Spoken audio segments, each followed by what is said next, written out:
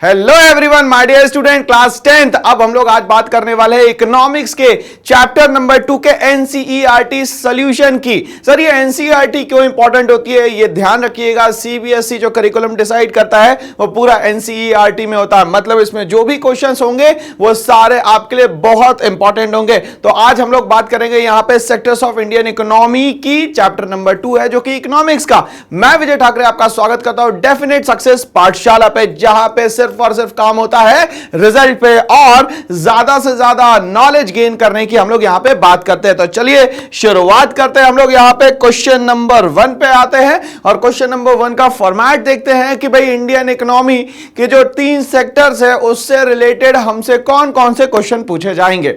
But बात यह है सर कि हम लोगों ने वन शॉट तो देखा नहीं, बट वन शॉट देखेंगे नहीं तो फिर क्वेश्चन कैसे बनेंगे दोस्तों। तो दो काम करिए, पहले तो वन शॉट वीडियो जरूर देखिए इस चैप्टर का जो कि एंटायरली आपके सामने आ चुका है। अब दूसरा, एनसीईआरटी बुक में जो भी बोल्ड दिया हुआ है वो सारा का सारा आप रीड करना ना भूले दोस्तों, इससे आसानी होगी किसी भी क्वेश्चन को यहां पे फेस करने में। तो ये मैंने आपको स्ट्रैटेजी बता दी, जब आप किसी क्वेश्चन को लगाना चाहे, जब आप उसकी प्रैक्टिस करना चाहे तो उसके पहले जरूर एनसीईआरटी में जो बोल्ड बोल्ड लेटर्स में दिया हुआ है इस चैप्टर से रिलेटेड वो सारी चीजें पढ़े, और दूसरा मेरा वन शॉट जरूर देखें आप यहां पे। चलिए तो फिल इन द ब्लैंक्स से शुरुआत हो रही है यहां पे, employment in the service sector. अब भैया हमें यह पता है सर कि 3 सेक्टर होता है, प्राइमरी सेक्टर, सेकेंडरी सेक्टर और टर्शरी सेक्टर। प्राइमरी सेक्टर वो सेक्टर हो गया जो जाहिर सी बात है नेचुरल रिसोर्सेज से रिलेटेड होगा, जाहिर सी बात है जमीन से रिलेटेड होगा, जाहिर सी बात है पूरे नेचर से रिलेटेड होगा। वो सारी चीजें जो रॉ मटेरियल प्रोवाइड करे उसको हम लोग बोलते हैं यहां पे दोस्तों प्राइमरी सेक्टर। ठीक है,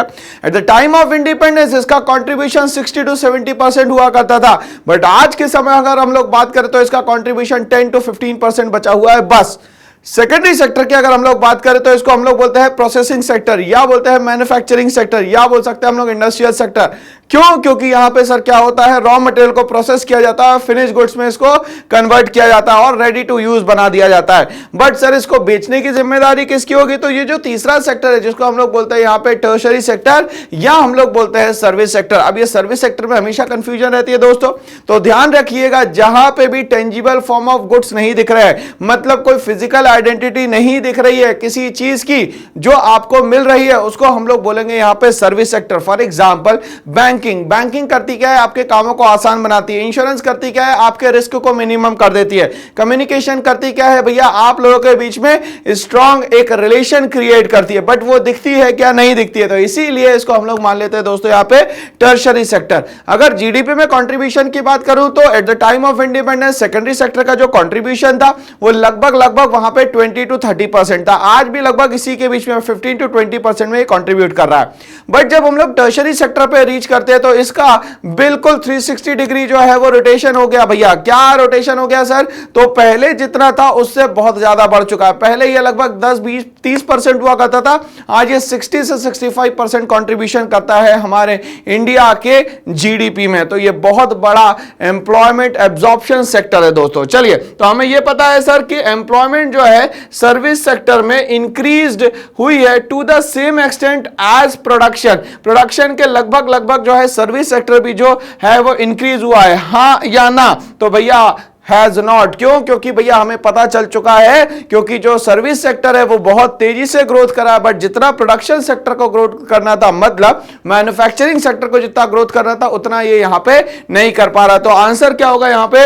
employment in the service sector has not increased to the same extent as the production. तो दोनों सेम नहीं है, टर्शरी सेक्टर ज्यादा होगा और यहां पे जो मैन्युफैक्चरिंग सेक्टर है वो क्या होगा, यहां पे कम होगा। बट ध्यान से समझिएगा, यहां पे लग गया हैज नॉट। क्या लग गया भैया? Has not. तो ध्यान से सुनिएगा, प्रोडक्शन में लोगों की जरूरत पड़ेगी, बट जैसे जैसे मैकेनाइज्ड सिस्टम आ जाएगा, मशीन्स आ जाएगी, तो लोगों की जो जरूरत है वो कम होना शुरू हो जाएगी। क्या होने लग जाएगी? कम।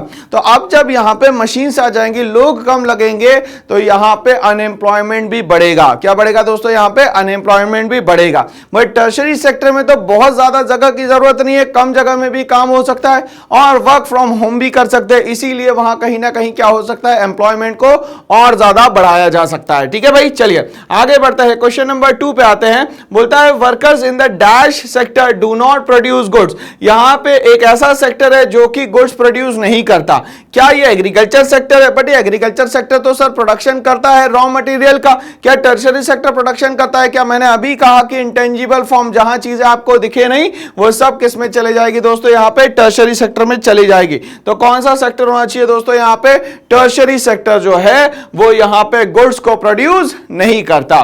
पॉइंट नंबर 3 पे आते हैं हम लोग भैया, fill in the blanks. Number 3 कहता है many of the workers in the dash sector enjoy job security. ऐसा एक सेक्टर बताइए जहां पे जॉब सिक्योरिटी मिलती है, मतलब कि यहां पे एम्प्लॉयमेंट जो है वो बिल्कुल ही आपके हाथ में रहेगा, गारंटी रहेगी और आपको पता रहेगा कि इतने साल तक के इसी कंपनी में हमें यहां पे काम करना है। प्रमोशन हो सकता है, ट्रांसफर हो सकता है, बट डिपार्टमेंट जो है वो सेम रहेगा। तो हमारे पास पता है सर 2 सेक्टर, एक तो ऑर्गेनाइज सेक्टर होता है जहां पे जॉब सिक्योरिटी होगी, ग्रेच्युटी मिलेगी, प्रोविडेंट फंड मिलेगा, सारी फैसिलिटीज मिलेगी, अलाउंसेस मिलेंगे, पेट्रोल अलाउंस मिलेगा, एचआरए मिलेगा, डीए मिलेगा, सब मिलेगा।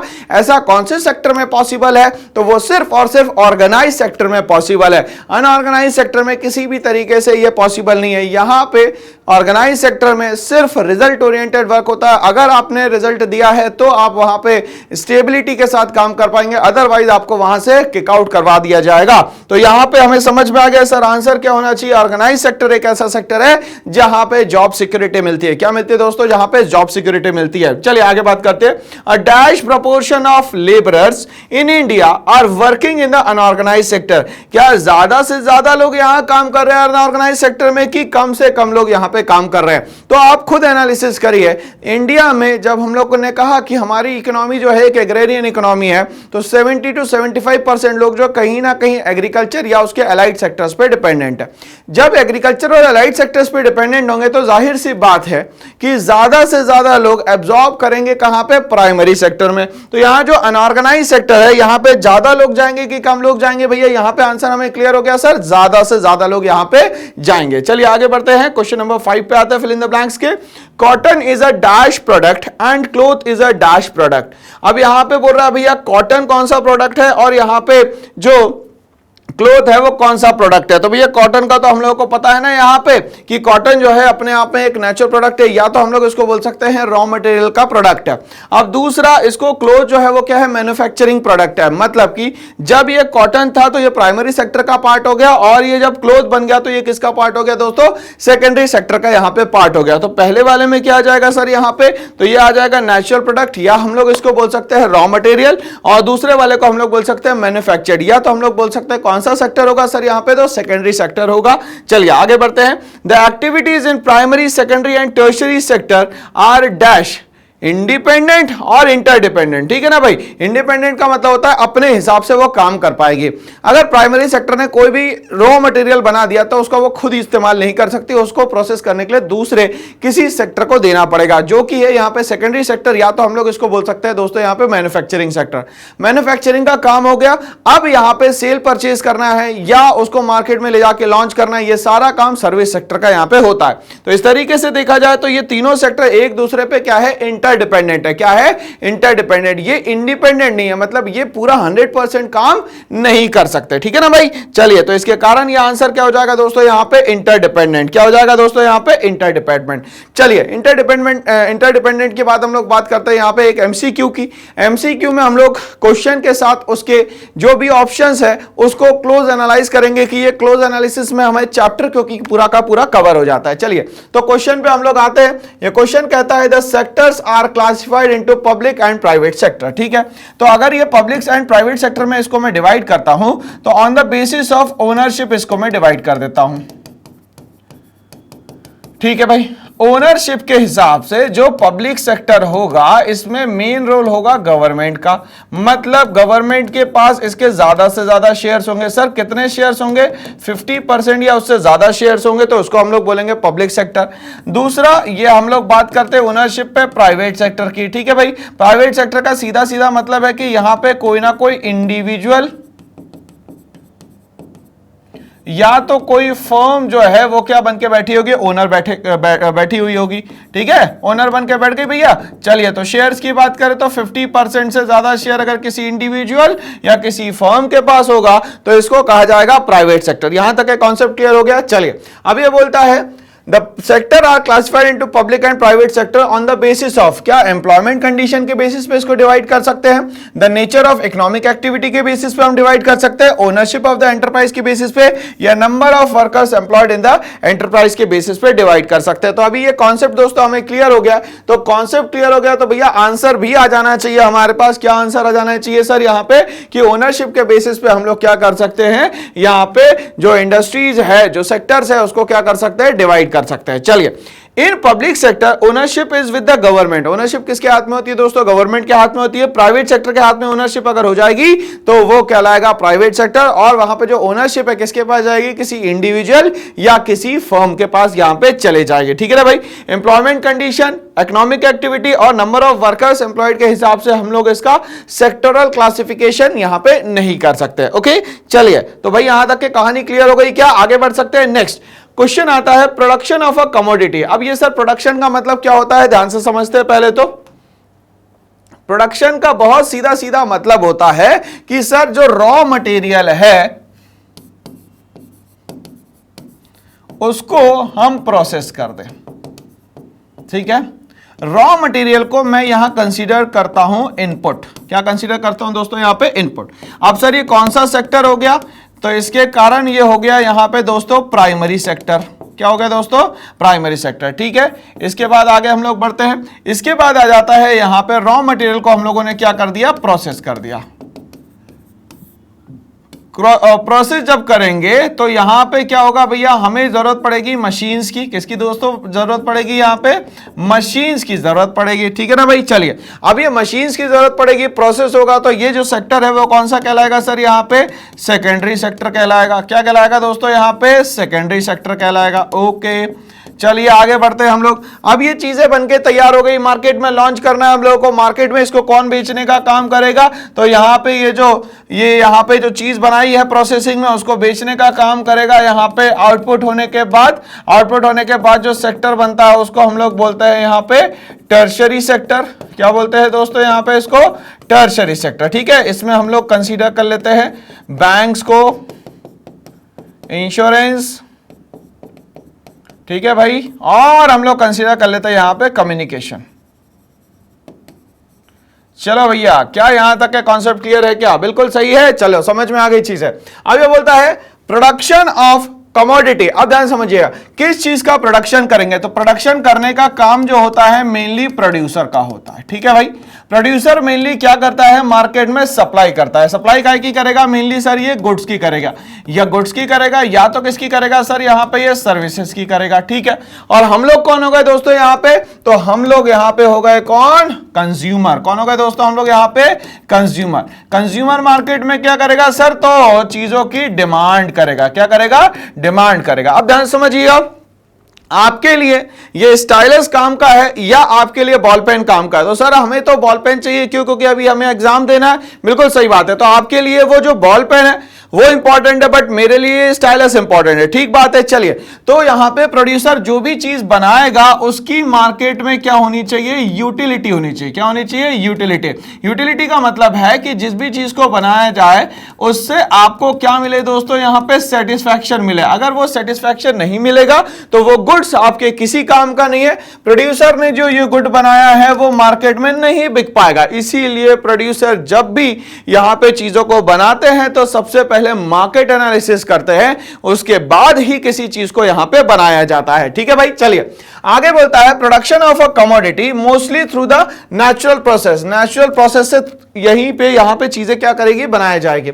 Is an activity in dash sector. कौन से सेक्टर में ये चीज होती है, प्राइमरी सेक्टर में होती है क्या, सेकेंडरी सेक्टर में होती है, या टर्शरी सेक्टर में होती है, या इंफॉर्मेशन एंड टेक्नोलॉजी में होती है भाई। तो यहां पे क्वेश्चन ध्यान देना है भाई। सबसे पहले हमें दिया गया है प्रोडक्शन। क्या नाम दिया गया है दोस्तों यहां पे, प्रोडक्शन। तो प्रोडक्शन के हिसाब से क्वेश्चन का आंसर क्या होना चाहिए दोस्तों, यहां पे जल्दी से सोचिए भाई, क्या होना चाहिए आंसर यहां पे, तो यहां पे बोल रहा है production of a commodity mostly through natural process, मगर यहां पे प्रोडक्शन के साथ साथ बोल रहा है नेचुरल प्रोसेस। और हमें पता है रॉ मटेरियल देने वाला एक ही सेक्टर है जिसका नाम है प्राइमरी सेक्टर। क्या नाम है दोस्तों? प्राइमरी सेक्टर, ठीक है ना भाई। सेकेंडरी, टर्शरी, आईटी, तो ये सारी बाद की चीज है, पहले तो चीजों को बनाओ तो प्रोड्यूस तो करो। Okay, primary sector forms a base for all the product. तो यहां पे ये समझ में आएगा कि अगर मुझे बिल्डिंग बनानी है तो बिल्डिंग बनाने के लिए सबसे बेस में मुझे क्या चाहिए दोस्तों? सबसे बेस में मुझे चाहिए नीचे पहले प्राइमरी, आफ्टर दैट सेकेंडरी, और फिर ये हो जाएगा यहां पे टर्शरी। और अगर आईटी की जरूरत पड़ी, इंफॉर्मेशन टेक्नोलॉजी की जरूरत पड़ी, तो वो भी मैं यहां पे यूज कर सकता हूं, बट चीजों को पहले बनाना पड़ेगा। चलिए, all the products we subsequently make and we take the raw material from the natural sources. और ये सारी चीजें हमें कहां से मिलेगी? नेचुरल सोर्स से मिलेगी। कहां से मिलेगी दोस्तों? यहां पे नेचुरल सोर्स से मिलेगी। चलिए अब हम लोग समझते हैं, GDP is the total value of dash produced during a particular year. तो जीडीपी जो है, जो भी टोटल वैल्यू है वो प्रोड्यूस्ड जो हो रही है एक पर्टिकुलर ईयर में, वो क्या चीजें प्रोड्यूस हो रही है इसके बारे में पूछ रहा है। क्या all goods and services, all final goods and services, all intermediate goods and services, all intermediate and final goods and services. Sir but ये समझ में नहीं आता है कि ये जो गुड्स है आपने दो पार्ट में डिवाइड कर दिया। हाँ भाई, दो पार्ट्स में डिवाइड कर दिया। पहले जो गुड्स है उसको हम लोग बोलते हैं यहां पे फाइनल गुड्स, और जो दूसरे गुड्स है उसको हम लोग बोलते हैं यहां पे इंटरमीडिएट गुड्स। ठीक है सर, तो ये जो गुड्स है इसको मैंने दो पार्ट में डिवाइड कर दिया। पहला जो है उसको मैं बोलता हूं फाइनल गुड्स, और दूसरा जो है उसको मैं बोलता हूं इंटरमीडिएट गुड्स। ठीक है भाई, चल अब सर ये डिफाइन कैसे करेंगे कि कौन सा फाइनल है और कौन सा इंटरमीडिएट गुड्स है? तो ध्यान से समझिएगा, जिसमें अब फर्दर नो फर्दर प्रोसेसिंग, जिसपे कोई भी फर्दर प्रोसेसिंग नहीं की जा सकती, उसको कहते हैं दोस्तों यहां पे फाइनल गुड्स। ठीक है, जैसे पैकेट ओपन किया और बिस्किट खा लिया तो ये हो गया हमारा फाइनल गुड्स। बट जहां पे अभी भी प्रोसेसिंग हो सकती है, मतलब उस गुड्स पे कंटिन्यूअसली काम हो सकता है, उसको कहा जाता है यहां पे इंटरमीडिएट गुड्स। चलिए, तो सर एग्जाम्पल ले लेंगे तो ज्यादा अच्छा रहेगा क्या? हाँ बिल्कुल, एग्जाम्पल से ज्यादा अच्छे से समझ में आता है यहां पे। तो एग्जाम्पल ले लिया हम लोगों ने दोस्तों यहां पे ब्रेड। ठीक है भाई, चलिए, तो ब्रेड जो है वो फाइनल गुड्स भी है और वो इंटरमीडिएट गुड्स भी है। कैसे है ध्यान से समझते हैं हम लोग। अगर ये फाइनल गुड्स है तो ये जो बंदा बैठा हुआ है ये ब्रेड सेलर है। ठीक है, ये क्या करता है? ब्रेड को सेल करता है और फाइनली लोग उसको कंज्यूम कर लेते हैं, इसीलिए क्या हो गया भैया, ये इसके लिए फाइनल गुड्स हो गया। बट ध्यान से समझिएगा, अब यहां पे ये जो ब्रेड है, इस ब्रेड को किसी सैंडविच मेकर ने खरीद लिया भाई। तो ब्रेड से वो क्या बनाना चाहता है भैया? सैंडविच। क्या बनाना चाहता है? सैंडविच। तो अब ये सैंडविच मेकर के लिए ये जो ब्रेड है ये क्या हो गई? Intermediate goods. सेम टाइम पे ये जो ब्रेड है वो सेलर के लिए क्या हो गई भाई? Final goods. और यही सेम ब्रेड जो है वो सैंडविच मेकर के लिए क्या हो गई? Intermediate goods. कहने का ये मतलब है कि अगर आप बात करें यहां पे तो किसी भी गुड के यूज पे डिपेंड करता है कि that will be considered as final goods और मे बी इंटरमीडिएट गुड्स। अब ध्यान से समझिएगा, क्योंकि इंटरमीडिएट गुड्स पे फर्दर प्रोसेसिंग चल ही रही है। जैसे फॉर एग्जांपल ध्यान से समझते हैं हम लोग। सबसे पहली कंडीशन देखिए भैया, वीट प्रोड्यूस हो गया। ठीक है, नंबर 2, इसको हम लोगों ने वीट फ्लोर बना दिया। बिल्कुल सही है सर। चलिए, नंबर 3, अब वीट फ्लोर से इसकी बेकिंग होती है और बेकिंग के बाद बनती है ब्रेड। ठीक है भाई, तो फाइनली वीट से वीट फ्लोर बना, वीट फ्लोर से बेकिंग होती है और फाइनली क्या बनती है दोस्तों? यहां पे ब्रेड बनती है। ठीक है, बट ब्रेड पे भी प्रोसेसिंग करके उसको अगर हम लोग यहां पे सैंडविच बना लेते हैं। ठीक है, और सैंडविच जो है फॉर एग्जाम्पल यहां पे 200 रुपीज की सोल्ड आउट होती है मार्केट में। ठीक है भाई, चलिए, तो ये हम लोग समझ रहे हैं कि भाई किसी चीज में डबल टैक्सेशन क्यों नहीं होना चाहिए। ठीक है, चलिए जो वीट है मान लेते हैं ये 20 रुपीज के जी है। फॉर एग्जाम्पल वीट फ्लोर जो है प्रोसेसिंग होने के बाद 25 रुपीज के जी हो जाता है। अब ये जो 25 रुपीज के जी में वीट पूरा बनता है तो इससे जो ब्रेड बनती है फॉर एग्जाम्पल ये बन जाती है आपकी 120 रुपीज के जी। ठीक है, अब ये 120 रुपीज के जी की जो ब्रेड है उस पे प्रोसेसिंग करके इसको बेचा जाता है यहां पे 200 पे। तो क्या करें हम लोग बार बार इन सबको जोड़ते जाए, या तो हम लोग फाइनली बोल दे कि भैया जो गुड्स है उसका जो प्राइस है वो है 200 और इसका कंट्रीब्यूशन जो है वो जीडीपी में होता है। तो बार बार कैलकुलेशन करने से अच्छा हम लोग फाइनल गुड्स एंड सर्विसेज को हमेशा कंसीडर कर सकते हैं। ठीक है ना भाई, चलिए तो यहां पे बोलता है जीडीपी ग्रॉस डोमेस्टिक प्रोडक्ट जो होता है वो होता है all the final goods and services. क्या होता है दोस्तों? All the final goods and services. तो ऑल गुड्स एंड सर्विसेज और all final goods and services में अंतर है। अगर मान लेते हैं मैं ये 1 2 3 और ये 4 लेता हूं, ये यहां पे 1 2 3 लेता हूं तो ये हो गया ऑल गुड्स एंड सर्विसेज। अब यहां पे फाइनल का मतलब क्या हो गया? ये फाइनली मैंने ये 200 रुपीज ले लिया। तो अब आप खुद ही दिमाग लगाइए कि आंसर क्या होना चाहिए भाई। ठीक है, ये तो हम लोगों ने क्या समझा सिर्फ कि डिस्क्रिप्शन क्या होता है। तो डिस्क्रिप्शन में मैंने समझा दिया आपको कि गुड्स कितने टाइप के होते हैं, फाइनल गुड्स और इंटरमीडिएट गुड्स के बीच में डिफरेंस क्या होता है। ठीक है, तो अब आंसर आप लिख पाएंगे यहां पे all final goods and services. All goods and services क्यों नहीं लेना है ये आपको समझ में आ चुका होगा। All intermediate goods and services नहीं लेना है, all intermediate goods and final goods को भी नहीं लेना है यहां पे। क्यों? क्योंकि हम लोग सिर्फ बात करेंगे यहां पे फाइनल गुड्स एंड सर्विसेज की, क्योंकि यहां एक्सप्लेनेशन में बताया गया sum of production in the 3 sector is called the GDP. अब इसमें तीनों सेक्टर्स को ऐड ऑन कर लिया गया, प्राइमरी सेक्टर को भी कर लिया गया, सेकेंडरी को भी कर लिया गया और टर्शरी को भी कर लिया। कैसे कर लिया सर आपने ये प्राइमरी, सेकेंडरी और टर्शरी को? ध्यान से समझिएगा। तो यहां पे सबसे पहली जो मैंने बात करी दोस्तों, यहां पे प्राइमरी सेक्टर में आ गया वीट, ठीक है, सेकेंडरी सेक्टर में आ गया वीट फ्लोर और यहां पे ब्रेड, और टर्शरी सेक्टर में आ जाता है हमारा यहां पे सैंडविच। तो इन तीनों सेक्टर का सम टोटल जो है वो यहां पे फाइनल गुड्स एंड सर्विसेज होगा। चलिए यहां तक के कॉन्सेप्ट क्लियर हो चुका है, आगे बढ़ सकते हैं हम लोग यहां पे सर। चलिए, in terms of GDP the share of tertiary sector in 2003 is, लगभग 2003 में टर्शरी सेक्टर का क्या यहां पे कंट्रीब्यूशन रहेगा या शेयर रहेगा? तो ध्यान से समझिएगा भाई, हम लोगों ने कहा था कि इंडिपेंडेंस के समय प्राइमरी सेक्टर जो था बहुत तेजी से बूम पे था। ठीक है ना भाई, बहुत बूम पे था। चलिए तो मान लेते हैं 70% प्राइमरी था।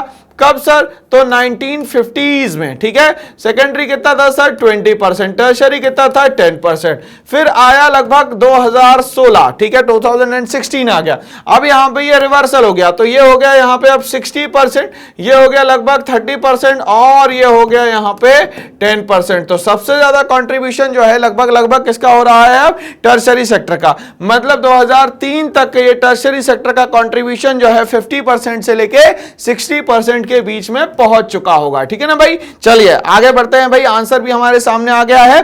The tertiary sector has emerged as the largest producing sector in India replacing the primary sector. Primary sector को रिप्लेस कर दिया गया है और किसको ला दिया गया है अब यहां पे? टर्शरी सेक्टर का। ठीक है भैया, यहां पे पूरा का पूरा जिक्र किसका हो रहा है? टर्शरी सेक्टर का। चलिए आगे बढ़ते हैं भाई, हम लोग बात करते हैं problem faced by farming sector, some possible measures. अगर मान लेते हैं जो फार्मिंग सेक्टर से मतलब प्राइमरी सेक्टर है वो बहुत सारी प्रॉब्लम फेस कर रहा है, तो उसके लिए हमें क्या करना चाहिए? Unirrigated land, low price for crop, debt burden, no job in off season, compelled to sell their gains to the local traders soon after the harvest। ठीक है, ये सारी की सारी प्रॉब्लम बता दी। सॉल्यूशन ये दे दिया, setting up agro based mills, agro based mills बना सकते हैं, मगर ये किसका सॉल्यूशन होना चाहिए? कोऑपरेटिव मार्केटिंग सोसाइटी होनी चाहिए भैया। कोऑपरेटिव मतलब मिलजुल के हम लोग चीजों को इकट्ठा करें और बेचने का काम करें। Procurement of the food grains bye the government, उसको संभाल के रखा जाए। वेयर हाउस, एफसीआई मतलब food corporation of India. Construction of the canals bye the government, भाई मतलब जहां पे खेती के लिए पानी नहीं मिल पा रहा है वहां पे यहां क्या करा जाए? कैनाल्स बनाई जाए, इरिगेशन फैसिलिटी दी जाए। Banks to provide credit with the low interest, डेप्ट बर्डन में जो फंस रहा है उसको क्या मिल जाए यहां पे भाई? एक सुविधा मिल जाए जिससे वो डेप्ट में ना फंसे। क्यों? क्योंकि जो यहां मनी लेंडर्स होंगे या अनऑर्गेनाइज सेक्टर के लोग होंगे वो यहां पे मदद तो कर देंगे, बट यहां पे रेट ऑफ इंटरेस्ट बहुत ज्यादा हाई होगा। एक बार डेब्ट बर्डन के अंदर फंस गए तो बाहर निकलना जो है वो बड़ा ही मुश्किल हो जाएगा दोस्तों यहाँ पे। चलिए तो हम लोग अब सोल्यूशन की बात करते हैं। हम लोग ने प्रॉब्लम भी देख ली, अब हम लोग सोल्यूशन की बात करेंगे यहाँ पे। चलिए तो सबसे पहला अनइरिगेटेड लैंड की हम लोग बात करते हैं दोस्तों। चलिए इसको हम लोग थोड़ा सा डेप्थ में समझने की कोशिश करते हैं। ये जो कैनाल्स हैं, ये कैनाल्स किसकी हेल्प से बनेंगे दोस्तों? तो वो डैम्स की हेल्प से बनेंगे, ठीक है। इस डैम का यूज क्या है? अगर ये dam multipurpose river valley project पे है,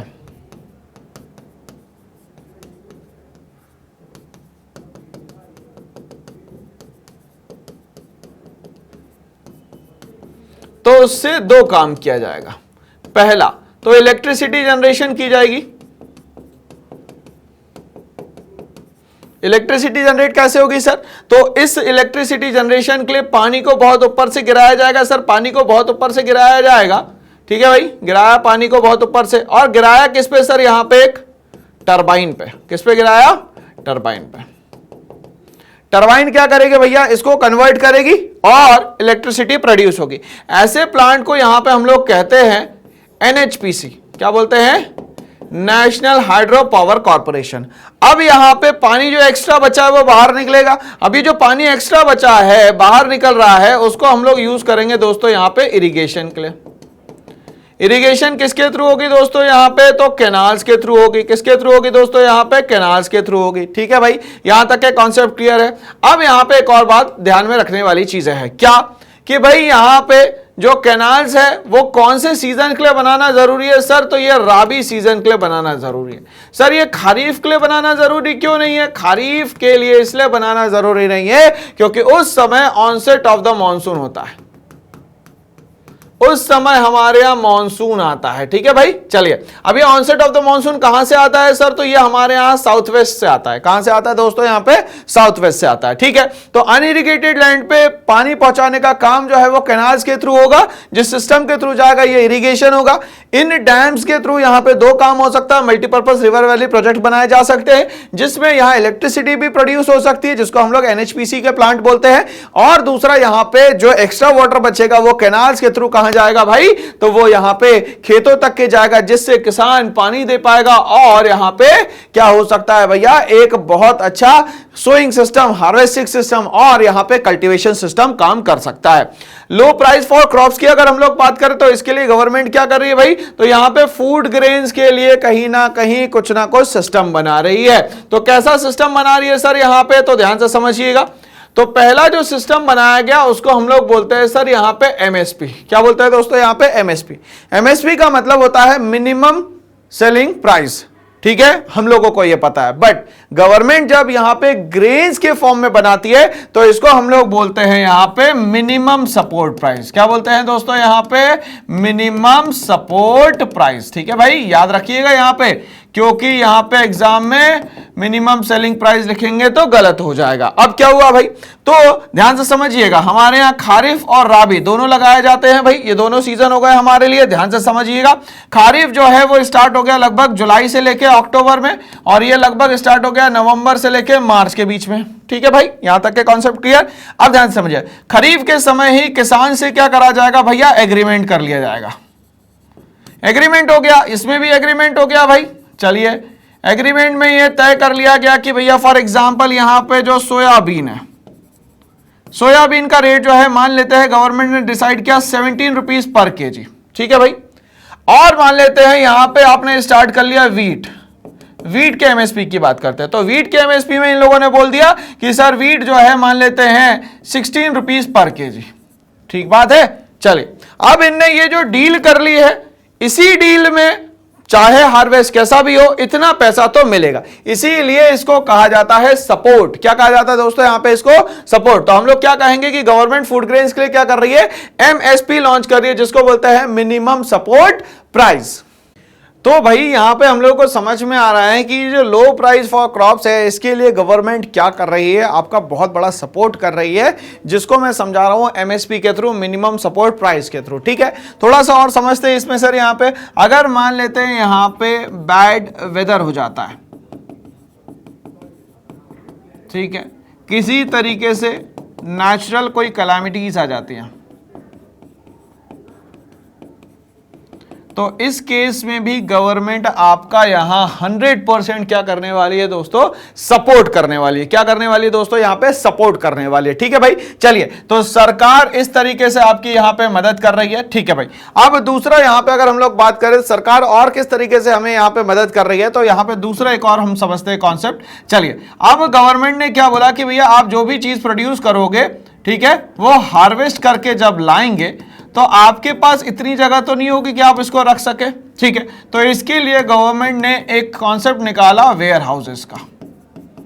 ठीक है, ओके।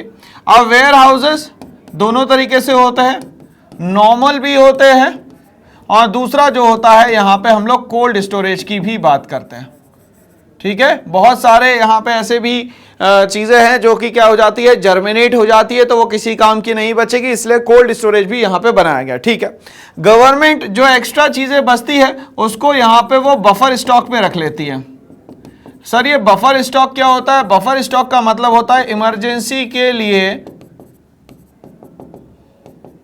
जो आप फूड को स्टोर करके रखते हो उसको हम लोग बोलते हैं यहां पे बफर स्टॉक। अब इसको संभालने का काम कौन करता है सर? तो इसको करता है food corporation of India.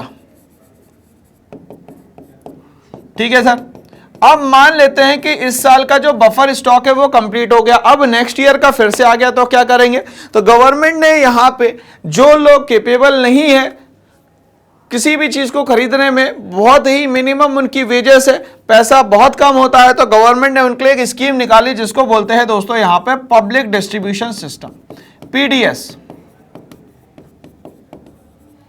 Okay, चलिए, तो यहां पे ये कॉन्सेप्ट बिल्कुल आप लोगों को क्लियर हो चुका होगा कि गवर्नमेंट जो है कंटिन्यूअसली कुछ ना कुछ बहुत ही शानदार और जानदार जो है वो काम कर रही है लोगों के लिए। ठीक है, तो ये कॉन्सेप्ट अगर हम लोग को समझ में आ चुका है तो हम लोग आगे बढ़ते हैं। नेक्स्ट बोलता है ये जो डेब्ट बर्डन में फंस जाते हैं उनके लिए गवर्नमेंट क्या कर रही है? तो गवर्नमेंट जो है वो क्या कर रही है, बैंक को वहां पे एस्टैब्लिश कर रही है और यहां पे वो क्रेडिट दे रही है, क्या? लो इंटरेस्ट पे, बहुत ही मिनिमम इंटरेस्ट पे वो दे रही है। कैसे दे रही है सर? तो गवर्नमेंट ने क्या करा, यहां पे केसीसी कार्ड बनाया। अब ये सर केसीसी कार्ड क्या होता है? इसको बोलते हैं हम लोग किसान क्रेडिट कार्ड।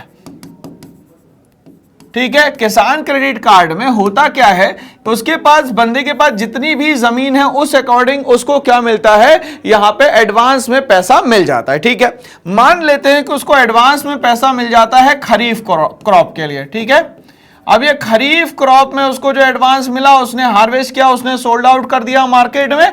अब यहां पे जो नेक्स्ट सीजन आएगा वो आ जाएगा यहां पे राबी। ठीक है, तो राबी क्रॉप के लिए फिर से क्या कर सकता है, वो केसीसी कार्ड पे फिर से वो पैसा ले सकता है। ठीक है, यहां तक के कॉन्सेप्ट क्लियर है। अब जो नॉर्मल नेशनलाइज बैंक है वो यहां पे रूरल एरियाज में नहीं जाना चाहते थे, बट शुरुआत में तो ये गए और देखा कि ये जो नेशनलाइज बैंक है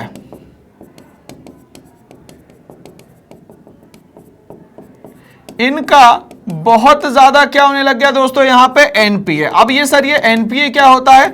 non performing assets.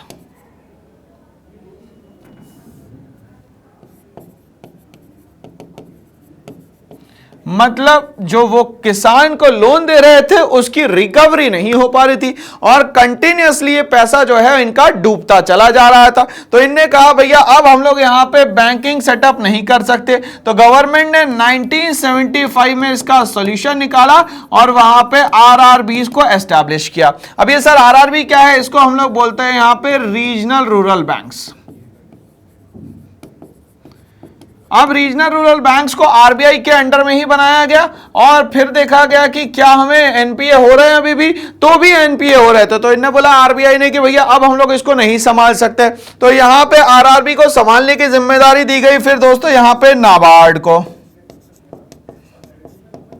NABARD sir आ जाता है यहां पे 1982 में। ठीक है, ये नाबार्ड क्या है तो इसको हम लोग समझ लेते हैं, एग्जाम में लिखने के लिए आएगा भाई। National bank for agriculture and rural development. तो तब से ये आरआरबी जो है ये नाबार्ड के अंदर यहां पे काम कर रहे हैं। तो इस तरीके से सरकार ने बैंकों को प्रमोट किया कि भाई हमारे किसान भाई जिनके कारण आज हम लोग यहां पे लाइफ सर्वाइव कर पाते हैं, उनके लिए इस तरीके से पूरा का पूरा क्या किया जाए, सपोर्ट किया जाए भाई, ठीक है ना। ओके, और जो इंटरेस्ट है वो भी कम लिया जाए। अब ये जो हाई इंटरेस्ट लेने वाले हैं जिसको हम लोग बोलते हैं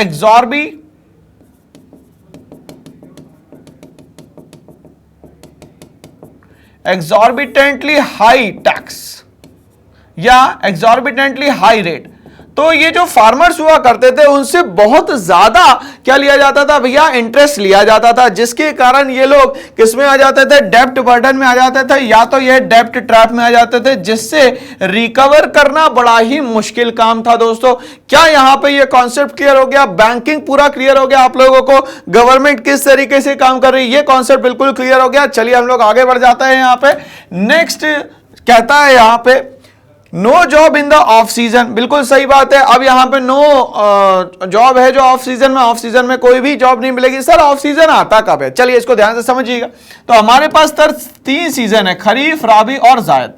खरीफ में मान लेते 3 महीना, राबी मान लेते 3 महीना और ये 3 महीना मान लेते, तो टोटल मिला के हो जाते दोस्तों यहां पे 9 मंथ। अब ये जो बाकी 3 मंथ्स बचे, क्योंकि साल में 12 महीने होते हैं, तो क्या करें यहां पे, तो गवर्नमेंट ने बोला एक काम करते हैं भाई, यहां पे हम लोग ये जो दिन बच रहे हैं लगभग 90 से 100 दिन जो बच रहे हैं, उसके लिए एक स्कीम शुरू करी गई है, इसको बोलते हैं दोस्तों यहां पे एमजी नरेगा। एमजी नरेगा में बोला गया कि यहां पे अनस्किल्ड लेबर को लिया जाएगा, ठीक है, काम जो है वो 5 किलोमीटर के रेडियस में रहेगा। तीसरा, अनएम्प्लॉयमेंट वेजेस मिलेगा, अगर रजिस्ट्रेशन कर दिया आपने और गवर्नमेंट आपको काम नहीं दे पा रही तो आपके वेजेस का 50% जो है वो आपको यहां पे प्रोवाइड किया जाएगा। इसमें जनरली इंफ्रास्ट्रक्चरल वर्क होगा उसी एरिया का, इसमें मेल फीमेल दोनों ही रजिस्टर कर सकते हैं भाई, और किसी भी फैमिली का एक एडल्ट मेंबर जो है वो यहां पे क्या ले सकता है भाई, एमजी नरेगा के फायदे ले सकता है। तो गवर्नमेंट ने बोला कि जब ये ऑफ सीजन में इनके पास जॉब नहीं रहेगी तो हम ये वाली सुविधाएं जो इनको देने का काम करेंगे। और क्या करेंगे, एग्रो बेस्ड मिल्स बनाएंगे। एग्रो बेस्ड मिल का मतलब होता है एग्रीकल्चर से रिलेटेड जो भी प्रोडक्ट बनाए जा सकते हैं उनके लिए वहां पे मिल बनाई जाएगी, ठीक है भाई। तो गवर्नमेंट तो कंटिन्यूअसली काम कर रही है। चलिए इसके बाद बात करते हैं हम लोग, compel to sell their grains to local traders soon after the harvest. अब ये कंपलसरी हो जाता था कि ये इनको लोकल ट्रेडर्स को ही देना पड़ता था, बट कोऑपरेटिव मार्केटिंग सोसाइटी आने से ये हो गया कि यहां पे प्राइवेट इंडिविजुअल की मनमानी खत्म हो गई और यहां पे ये ग्रुप ऑफ पीपल चाहे जिसको क्या कर सकते हैं, अब अपना सामान यहां पे बेच सकते हैं। तो इस तरीके से हमें समझ में आया कि अगर समस्या है जीवन में तो उसका समाधान भी होगा, और अगर ये समस्या थी तो ये हमारे समाधान थे। चलिए आगे बढ़ते हैं दोस्तों इसी के साथ। अब ये बोलता है एक अच्छा टॉपिक आ रहा है सामने जिसको हम लोग समझते हैं कि हम लोगों ने चैप्टर अगर पढ़ा है तो ये कर पाएंगे। Find the odd one out and से व्हाई। ऑड वन आउट तो करो मगर रीजन भी बताओ। टूरिस्ट गाइड, धोबी, टेलर और पॉटर, ठीक है भाई। टूरिस्ट गाइड, धोबी, टेलर और पॉटर। अब ये जो टेलर है, धोबी है और टूरिस्ट गाइड जो है और यहाँ पे जो पॉटर है, ये लग तो रहे कि कोई ना कोई काम में यहाँ पे इन्वॉल्व है, बट इन चारों में से अलग कौन है ये हमें यहाँ पे बताना है, ठीक है भाई।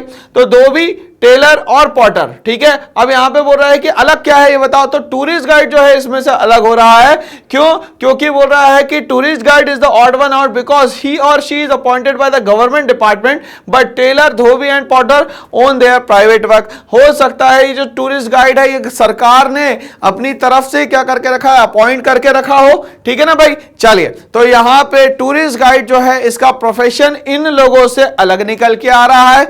जैसे मध्य प्रदेश में मध्य प्रदेश टूरिज्म एमपीटी चलता है, तो वहां पे एक टूरिस्ट गाइड जो है वो गवर्नमेंट ही प्रोवाइड करती है यहां पे।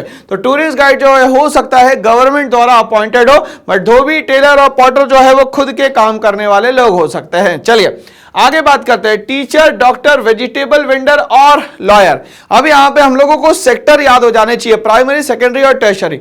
प्राइमरी में लैंड से रिलेटेड बात होगी, नेचुरल रिसोर्सेज से रिलेटेड बात होगी, सेकेंडरी में मशीन से रिलेटेड बात होगी और टर्शरी सेक्टर में सेल परचेस से रिलेटेड यहां पे बात होगी। ठीक है भाई, तो टीचर, डॉक्टर और लॉयर जो है कहीं ना कहीं सर्विस सेक्टर का पार्ट दिख रहे हैं।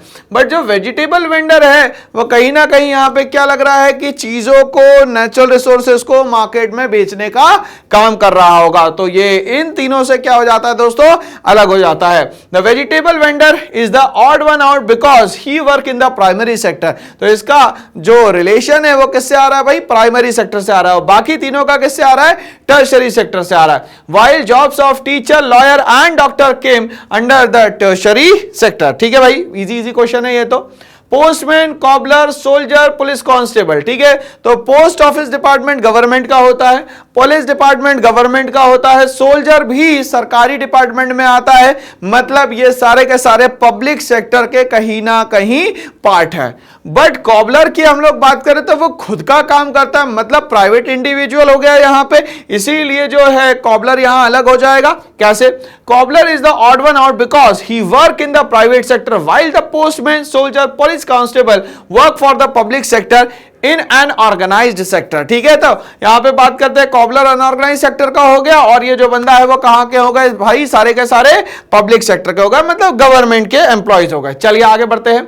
MTNL, Indian railways, air India, jet Airways, all India radio. अब इसमें से हमें एक चीज को हटाना है भाई, महानगर टेलीकॉम लिमिटेड, एमटीएनएल। ठीक है, Indian railways, air India, jet Airways, all India radio. All India radio सरकारी का हो गया भाई, यहां पे जो एयर इंडिया हो गया वो भी सरकार का हो गया, इंडियन रेलवे सरकार की हो गया, एमटीएनएल सरकार के हो गया। मतलब ये सारे प्राइवेट सेक्टर के नहीं हुए, पब्लिक सेक्टर के हो गए। तो प्राइवेट सेक्टर का क्या हो गया सर, यहां पे जेट एयरवेज। क्या हो गया दोस्तों, यहां पे jet Airways. Jet Airways is the odd one out because is owned by the private company. तो जेट एयरवेज का ओनर एक इंडिविजुअल पर्सन है, इसीलिए ये प्राइवेट सेक्टर का हो गया। बाकी सारे के ओनर तो कोई नहीं है, सरकार ही इसकी ओनर है, इसीलिए ये बाकी सारी चीजें किसमें आ गई, पब्लिक सेक्टर में आ गई। किसमें आ गई दोस्तों, यहां पे पब्लिक सेक्टर में आ गई। चलिए आगे बढ़ते हैं, यहां पे हम लोग नेक्स्ट एक क्वेश्चन आ रहा है हमारे सामने।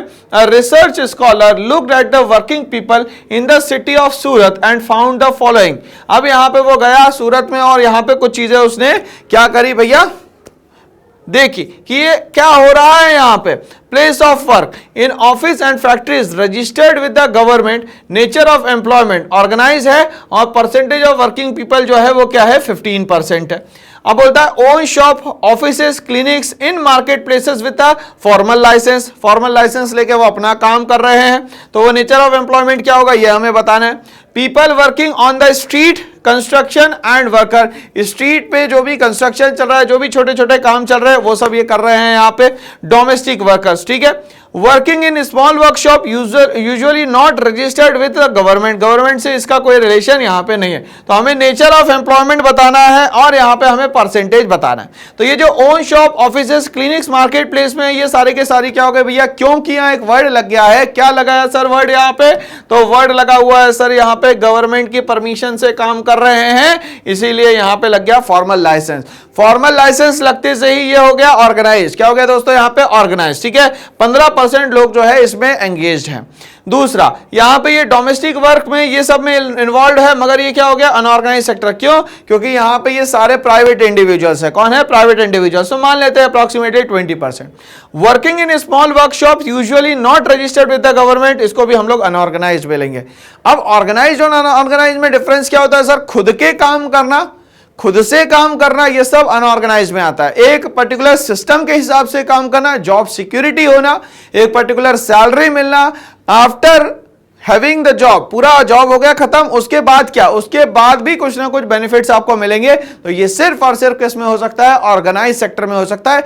कहां नहीं हो सकता दोस्तों, तो ये अनऑर्गेनाइज सेक्टर में नहीं हो सकता। ठीक है ना, अनऑर्गेनाइज सेक्टर में क्या होता है भैया, आपको आफ्टर रिटायरमेंट कुछ भी नहीं मिलने वाला, कोई अलाउंसेस, कोई बेनिफिट्स नहीं मिलने वाले, मगर ऑर्गेनाइज सेक्टर में ये सारी चीजें जो है वो हमें मिलने वाली। ठीक है ना भाई, तो ये क्वेश्चन हमें इस तरीके से क्लियर हो गया है। आगे बढ़ते हैं। The percentage of worker in the unorganised sector in in this city is 70%। तो अनऑर्गेनाइज सेक्टर में 70% लोग काम कर रहे हैं, मतलब इंडिया में देखा जाए तो 70% लोग कहीं ना कहीं आज अनऑर्गेनाइज सेक्टर में ही डिपेंडेंट है, मतलब प्राइवेट सेक्टर में डिपेंडेंट है।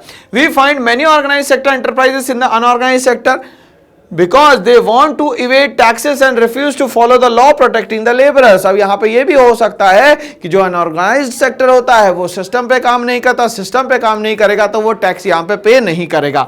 अब सर यहां पे ये जो वर्ड आ गया टैक्स, इसको हम लोग कैसे समझ सकते हैं यहां पे? तो टैक्स को समझने के लिए सबसे आसान तरीका ये है कि ये जो टैक्स है अपने आप में एक कंपल्सरी फीस है। पहली बात, टैक्स जो है यहां पे दो टाइप के हो गए। यहां पे पहला जो टैक्स हो गया दोस्तों वो डायरेक्ट हो गया, और दूसरा जो टैक्स हो गया वो यहां पे हो गया इनडायरेक्ट। ठीक है भाई। अब ये जो डायरेक्ट टैक्स है उसको अप्लाई करने का काम कौन करेगा सर? यहां पे तो करेगा सीबीडीटी, और यहां पे कौन करेगा दोस्तों? तो सीबीईसी करेगा। ठीक बात है। डायरेक्ट टैक्स क्या होता है सर? नॉन ट्रांसफरेबल होता है, और जो इनडायरेक्ट टैक्स होता है वो क्या होता है? ट्रांसफरेबल होता है। सर ये जो ट्रांसफरेबल लिख रहे हो इसका मतलब ध्यान से समझिएगा, गवर्नमेंट ने इसको लगाया किस पे? मैन्युफैक्चरर पे। ठीक है।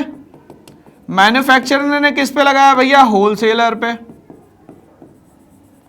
होलसेलर ने किस पे लगाया भाई? तो होलसेलर ने लगाया रिटेलर पे, और रिटेलर ने लगा दिया हम पे, मतलब किस पे लगा दिया दोस्तों? कंज्यूमर पे।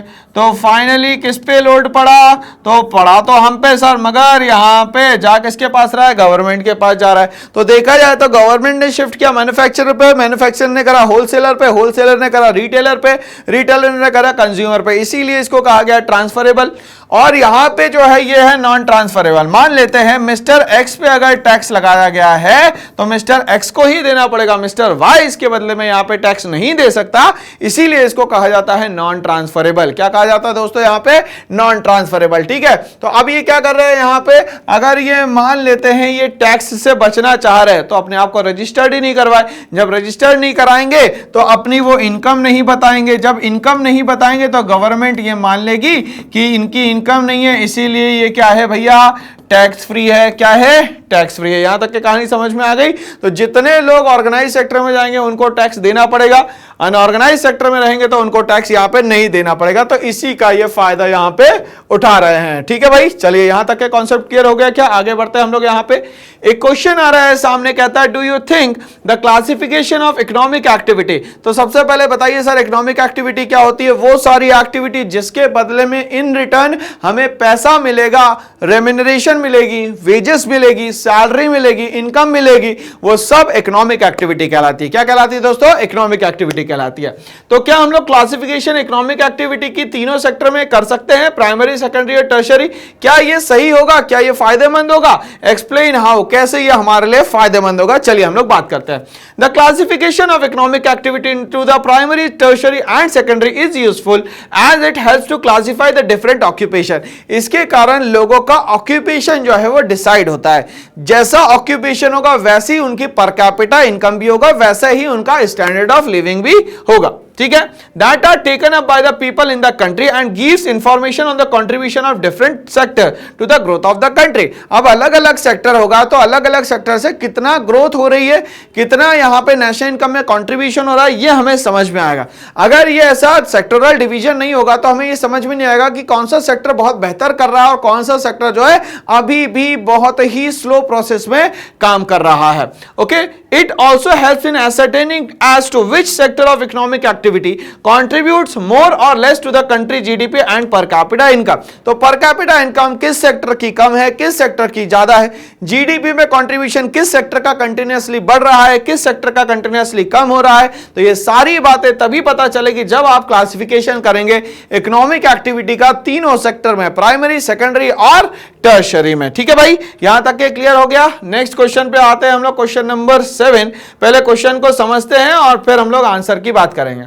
For each of the sectors that we came across in this chapter, जितने भी हम लोगों ने सेक्टर्स की बात करी इन चैप्टर में, तो हमें तो सर तीन ही सेक्टर सिखाया आपने, प्राइमरी, सेकेंडरी और टर्शियरी। बिल्कुल।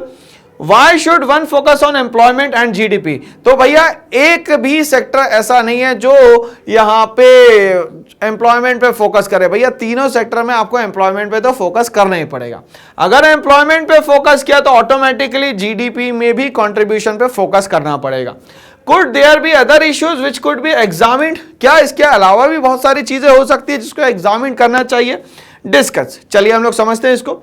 Employment and GDP are the two of the most important factor. हो बहुत सारे फैक्टर चाहिए सकते हैं, ठीक है, बट सबसे इंपॉर्टेंट जो है वो दो है, एक तो एम्प्लॉयमेंट और दूसरा हो गया GDP in the development of the country. तो डेवलपमेंट के लिए दो सेक्टर, पहला तो एम्प्लॉयमेंट सेक्टर बना दो उसका पूरा का पूरा, और जीडीपी में कंट्रीब्यूशन का सेक्टर बता दो कितना कितना यहां पे जीडीपी में कंट्रीब्यूशन करोगे। Employment and GDP are used to calculate the overall productivity. तो एम्प्लॉयमेंट और अगर जीडीपी को मिला देते हैं तो वो ओवरऑल प्रोडक्टिविटी निकल के आ जाती है किसी भी सेक्टर की। आगे बात करते हैं यहां पे, जैसे ही ओवरऑल प्रोडक्टिविटी निकलेगी तो इससे हमारी क्या हो जाएगी, नेशनल इनकम कैलकुलेट हो जाएगी। क्या हो जाएगी दोस्तों, यहां पे नेशनल इनकम कैलकुलेट हो जाएगी। नेशनल इनकम एंड पर कैपिटा इनकम, अगर यहां पे हम लोग बात करें नेशनल इनकम और पर कैपिटा इनकम की, विल ऑटोमेटिकली इंक्रीज। अब ये कैसे होगा, जब ये हाई एम्प्लॉयमेंट रेट होगा ऑटोमेटिकली यहां जीडीपी और ऑटोमेटिकली यहां पे नेशनल इनकम दोनों ही क्या हो जाएगा, ग्रोथ हो जाएगी, ठीक है उसकी। Hence these are the two things which have been given major emphasis. इस पे बहुत ज्यादा प्रेशर डाला जाता है ताकि क्या किया जा सके भैया, यहां पे और ज्यादा से ज्यादा एम्प्लॉयमेंट जनरेट हो और जीडीपी में कंट्रीब्यूशन भी यहां ज्यादा से ज्यादा बढ़ जाए, ठीक है भाई।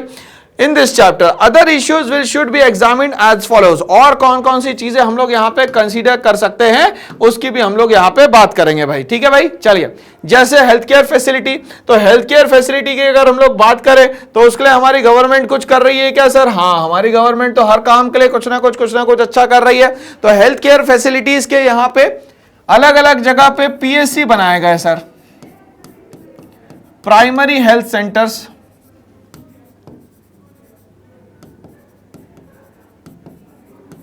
दूसरा, इलाज सस्ता हो जाए इसके लिए बनाए गए एम्स,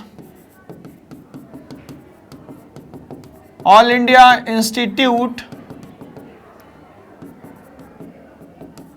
ऑफ मेडिकल साइंसेस, ठीक है भाई। चलिए, दूसरा अगर हम लोग एजुकेशन के लिए बात करते हैं तो ये बनाया गया यहां पे सर्व शिक्षा अभियान,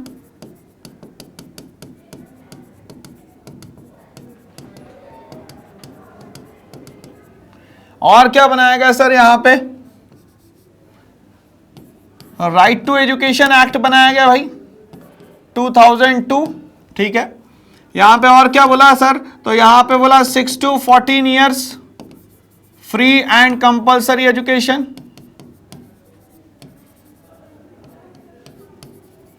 इसके अलावा क्या बताया गया सर, इसके अलावा खाने की जुगाड़ भी करी गई जिसको हम लोग बोलते हैं यहां पे मिड डे मील। क्या बोलते हैं, मिड डे मील। क्या बोलते हैं दोस्तों यहां पे, मिड डे मील। तो एजुकेशन के लिए तो इतना सारा यहां पे किया गया, ठीक है।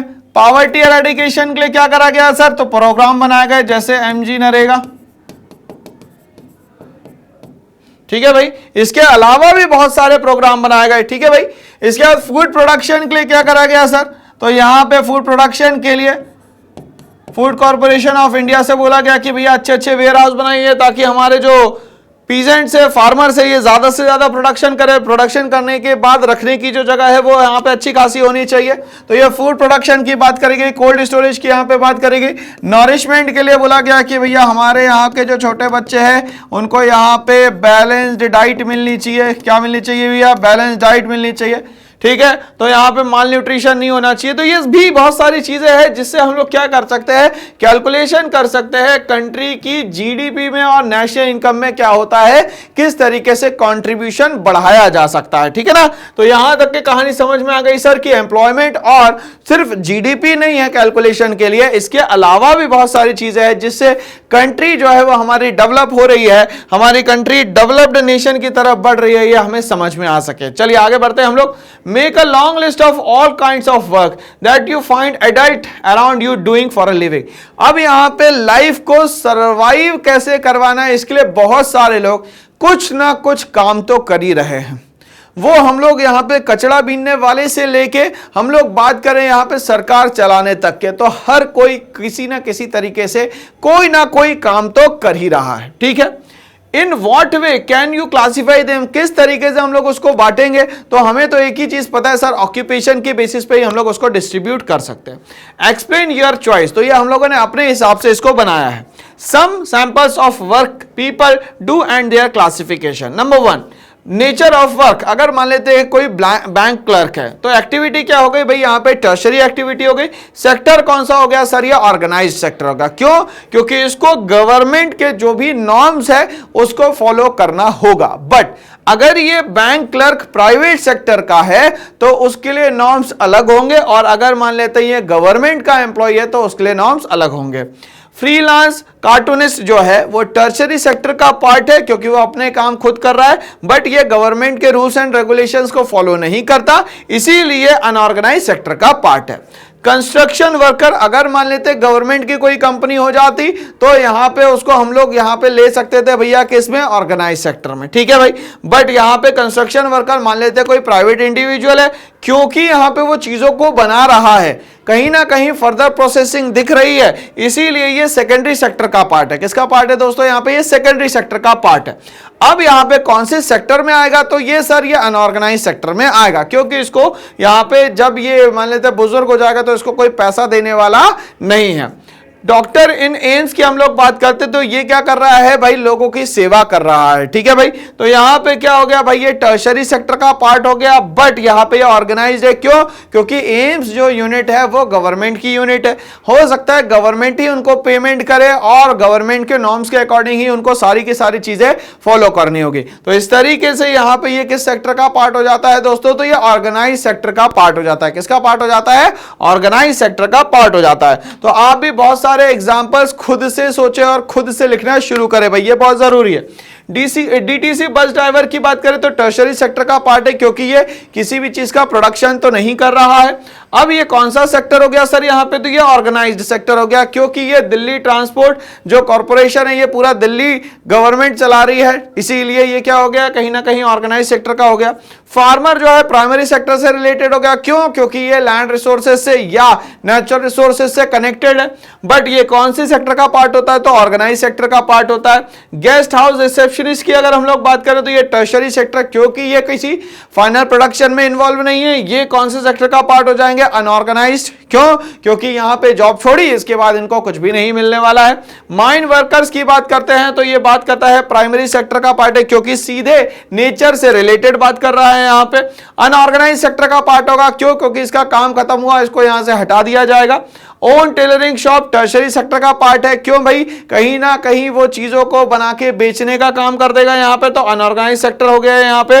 Public sector factory supervisor, public sector लिखने के कारण यह हो गया गवर्नमेंट एम्प्लॉय। गवर्नमेंट एम्प्लॉय होने के कारण यहां पे चीजों को बना के देने के कारण यह हो गया सेकेंडरी सेक्टर का पार्ट। बट पब्लिक लगने के कारण यह ऑटोमेटिकली किस सेक्टर में चला जाता है दोस्तों, ये तो ये ऑर्गेनाइज सेक्टर में चला जाता है। तो यहां पे डिफरेंस क्रिएट हो रहा है कि प्राइमरी जो नेचर से रिलेटेड हो, प्रोसेसिंग से रिलेटेड जो है वो सारा का सारा मैन्युफैक्चरिंग में, और इसके बाद जो बच गया जिसमें कुछ भी आपको दिख नहीं रहा है मगर काम आसान हो रहा है, उसको हम लोग लेंगे यहां पे दोस्तों टर्शरी सेक्टर में।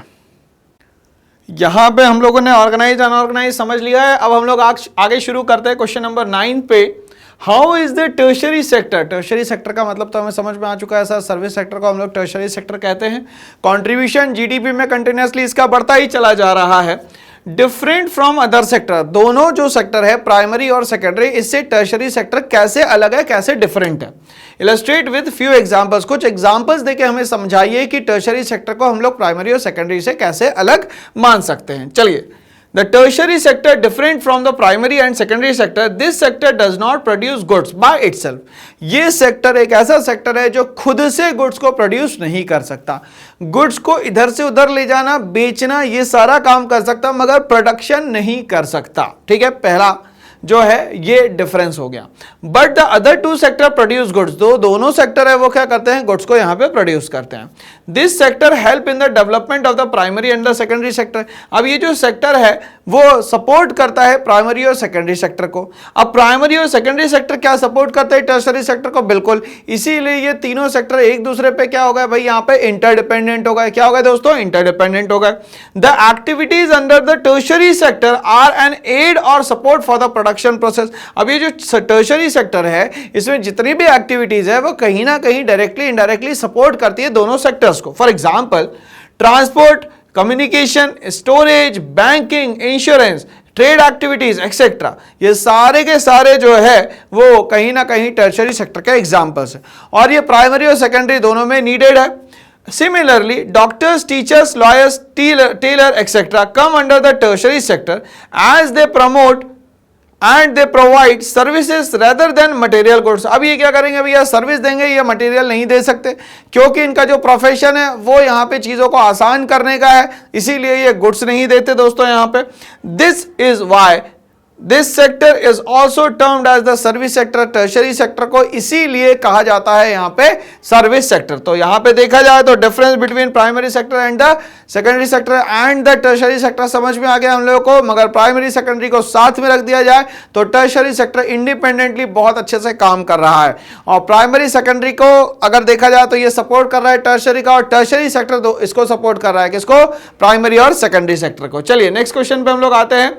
What do you understand by the disguised unemployment? Explain with the example each from the urban and the rural areas. Disguised unemployment का सीधा मतलब होता है छुपी हुई बेरोजगारी। अब सर इसको कैसे डिफाइन करें हम लोग यहाँ पे, तो ध्यान से समझिएगा। फॉर एग्जांपल ये किसी एग्रीकल्चर लैंड में 40 पीपल्स की जरूरत है, बट यहाँ पे अभी कितने लोग अवेलेबल है बेटा, 80 लोग अवेलेबल, 80 पीपल्स आर अवेलेबल, ठीक है। तो ये जो 40 है वो कहीं ना कहीं डिस्गाइज अनएम्प्लॉयमेंट का पार्ट है। अब यहां पे पैसा कितना आएगा, 40 लोगों के हिसाब से आएगा, बट वो डिस्ट्रीब्यूट कितने लोगों में होगा, यहाँ पे 80 लोगों में होगा। ये तो बड़ी डिफिकल्ट कंडीशन बन गई ना हमारे लिए। तो 80 लोगों में ये पैसा जब डिस्ट्रीब्यूट होगा तो जाहिर सी बात है पर कैपिटा इनकम जो है वो लोगों की अपने आप कम हो जाएगी।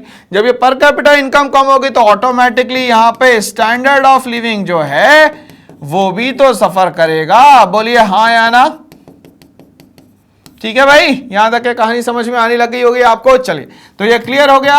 ओके, अब ये बोलता है कि रूरल और अर्बन दोनों में हमें बताना है। चलिए हम ये भी बता देते हैं इनको।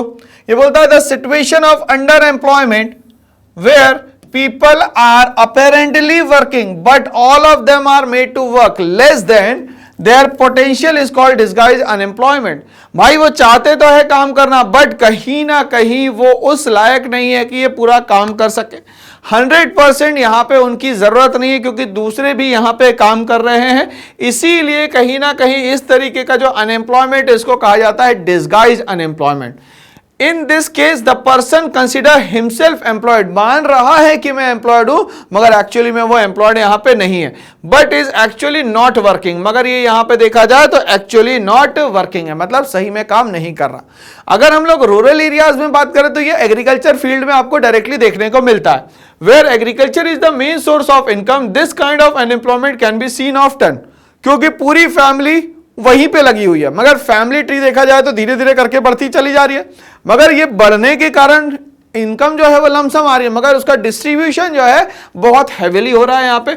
If a piece of land requires only 3 people to work on it and instead 5 people are working, 3 लोगों की जरूरत है, 5 लोग वहां पे काम कर रहे हैं, then the 2 extra people are said to be in situation of the disguised unemployment. Urban areas में अगर हम लोग बात करते हैं तो disguised unemployment is seen when painters, plumbers, electricians are unable to find work on a daily basis and work way less than their potential।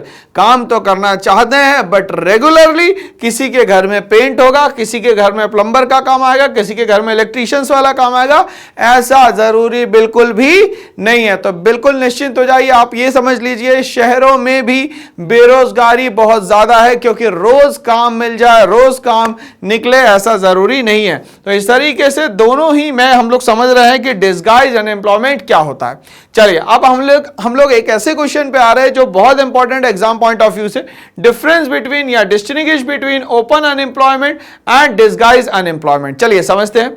Open unemployment क्या होता है? When a country labour force does not get opportunity for educate employment. Company की जो labour force है उनको जैसा काम चाहिए वैसा का वैसा अगर काम ना मिले तो इसको हम लोग बोलते हैं ओपन अनएम्प्लॉयमेंट। फॉर एग्जाम्पल किसी ने एमबीए कर रखा है, एमबीए के हिसाब से उसको नौकरी ना मिलके उसको बीकॉम के हिसाब से अगर नौकरी मिल जाती है या 12th बेस उसको जॉब मिल जाती है तो that is known as open unemployment. ठीक है भाई, जितनी उसकी कैपेबिलिटी है उससे इंफीरियर वर्क मिलेगा तो उसको कहेंगे हम लोग यहां पे ओपन अनएम्प्लॉयमेंट। क्या बोलेंगे दोस्तों? इसको हम लोग ओपन अनएम्प्लॉयमेंट। जैसे ही हम लोग डिसगाइज पे आते हैं तो इसका मतलब क्या होता है? This is a kind of unemployment in which there are people who are visibly employed. दिख तो रहा है कि वो काम कर रहे हैं मगर वो काम एक्चुअली में उनको दिया ही नहीं गया, वो तो जबरदस्ती इन्वॉल्व दिख रहे हैं। ठीक है, but actually they don't have full employment. उनको दिख तो रहा है कि एम्प्लॉयमेंट में है मगर वो एम्प्लॉयमेंट में फुल्ली नहीं है। In such a situation more people are engage in work than required. ज्यादा लोग इन्वॉल्व होते हैं जितना उससे रिक्वायरमेंट है उससे ज्यादा। इसको हम लोग बोलते हैं यहां पे डिसगाइज्ड अनएम्प्लॉयमेंट। क्या बोलते हैं दोस्तों यहां पे? Disguised unemployment. आगे बढ़ते हैं। This type of unemployment is generally found in industrial sector of our country. हमारे इंडस्ट्रियल सेक्टर में ये बहुत देखा जाता है। क्यों? क्योंकि जब टेक्नोलॉजी आ जाती है तो बहुत सारे एम्प्लॉयज को वहां से हटा दिया जाता है, तो टेक्नोलॉजिकल अपलिफ्टमेंट के कारण भी कहीं ना कहीं ओपन अनएम्प्लॉयमेंट जो है यहां पे क्रिएट होता है। This is also found among the landless agricultural labours in the rural areas. और अगर हम लोग देखें तो ये रूरल एरियाज में भी हो जाता है। अगर किसी की जमीन चले जाती है तो वो भी कहीं ना कहीं ओपन अनएम्प्लॉयमेंट का पार्ट बन जाता है यहां पे। डिसगाइज में अगर हम लोग बात करें तो this type of unemployment is generally found in unorganised sector. ये मेनली कहां दिखेगा? तो अनऑर्गेनाइज्ड सेक्टर में। कभी काम मिल रहा है कभी काम नहीं मिल रहा है। क्यों? क्योंकि यहां जॉब की गारंटी तो है ही नहीं दोस्तों। Where either work is not constantly available or too many people are employed for the same work. या तो काम मिल नहीं रहा है कंटिन्यूअसली या उस काम में उससे ज्यादा लोग वहां पे इन्वॉल्व है जितनों की यहां पे जरूरत है। Work that does not require so many hands. ठीक है, अब यहां पे बहुत सारे लोगों के हाथों की आवश्यकता नहीं है, जरूरत नहीं है, मगर फिर भी लोग क्या है यहां पे इन्वॉल्व है, तो इसको हम लोग बोलेंगे यहां पे डिसगाइज अनएम्प्लॉयमेंट। क्या बोलेंगे दोस्तों यहां पे? Disguise unemployment. ओपन अनएम्प्लॉयमेंट में थर्ड पॉइंट पे आते हैं। This kind of unemployment exist due to lack of resources. कहीं ना कहीं एक प्रॉब्लम और हो जाती है कि अगर रिसोर्सेज सही टाइम पे सही जगह पे अवेलेबल नहीं है तो ये ओपन अनएम्प्लॉयमेंट जो है वो क्लियरली दोस्तों यहां पे दिखेगा। बट जैसे डिसगाइज अनएम्प्लॉयमेंट में आते हैं तो कहता है the absence of alternative employment. अब यहाँ पे अल्टरनेटिव एम्प्लॉयमेंट तो है, मतलब एक के साथ दूसरा काम तो यहाँ मिल रहा है। Opportunity leads to this situation. इसके कारण यहाँ पे कहीं ना कहीं अल्टरनेटिव वर्क आने के कारण भी कुछ लोग शिफ्ट तो होते हैं मगर वो भी 100% यहाँ पे शिफ्ट नहीं हो पाते हैं। तो इस तरीके से ये जो डिफरेंस है ये हमें क्लियर हो गया कि ओपन अनएम्प्लॉयमेंट में क्या होता है और डिसगाइज्ड अनएम्प्लॉयमेंट में क्या होता है। नेक्स्ट क्वेश्चन नंबर 12 पे हम लोग आ रहे हैं। क्या कहता है ये? Tertiary sector is not playing any significant role in the development of the Indian economy. Do you agree? क्या टर्शियरी सेक्टर बहुत अच्छा बड़ा रोल प्ले नहीं कर रहा है डेवलपमेंट में, कंट्री के इंडियन इकोनॉमी के डेवलपमेंट में? Do you agree? Give reason in support your answer. इसके सपोर्ट में आपको आंसर करना है। हम कहेंगे टर्शियरी सेक्टर बहुत शानदार काम कर रहा है। क्योंकि देखा जाए तो ये कुछ इस तरीके से अब हो गया है, नीचे प्राइमरी सेकेंडरी और ऊपर जो हो गया वो टर्शियरी। ठीक है, 70 20 और 10%। किसमें सर? तो ये हम लोग लिख लेते हैं यहां पे जीडीपी में कंट्रीब्यूशन सर। ठीक बात है। चलिए, No, I do not agree with the statement that tertiary sector is not playing any significant role in the development of Indian economy.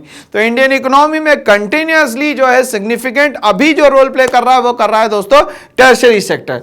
Over the last 4 decades, लगभग 1970 से लेकर 2010 तक के हम लोग बात करते हैं, tertiary sector has emerged as the largest producing sector. ठीक है, कहीं ना कहीं लार्जेस्ट एम्प्लॉयमेंट जनरेशन का भी काम जो है आज यहाँ पे टर्शियरी सेक्टर कर रहा है। कौन कर रहा है दोस्तों यहाँ पे? टर्शियरी सेक्टर, या तो हम लोग कहते हैं इसको service sector. Okay, the growth in the service sector can be attributed to various factors such as. अब यहां पे इसकी ग्रोथ बहुत सारे कारणों से हो रही है। अब वो क्या क्या कारण है भैया ध्यान से समझते हैं।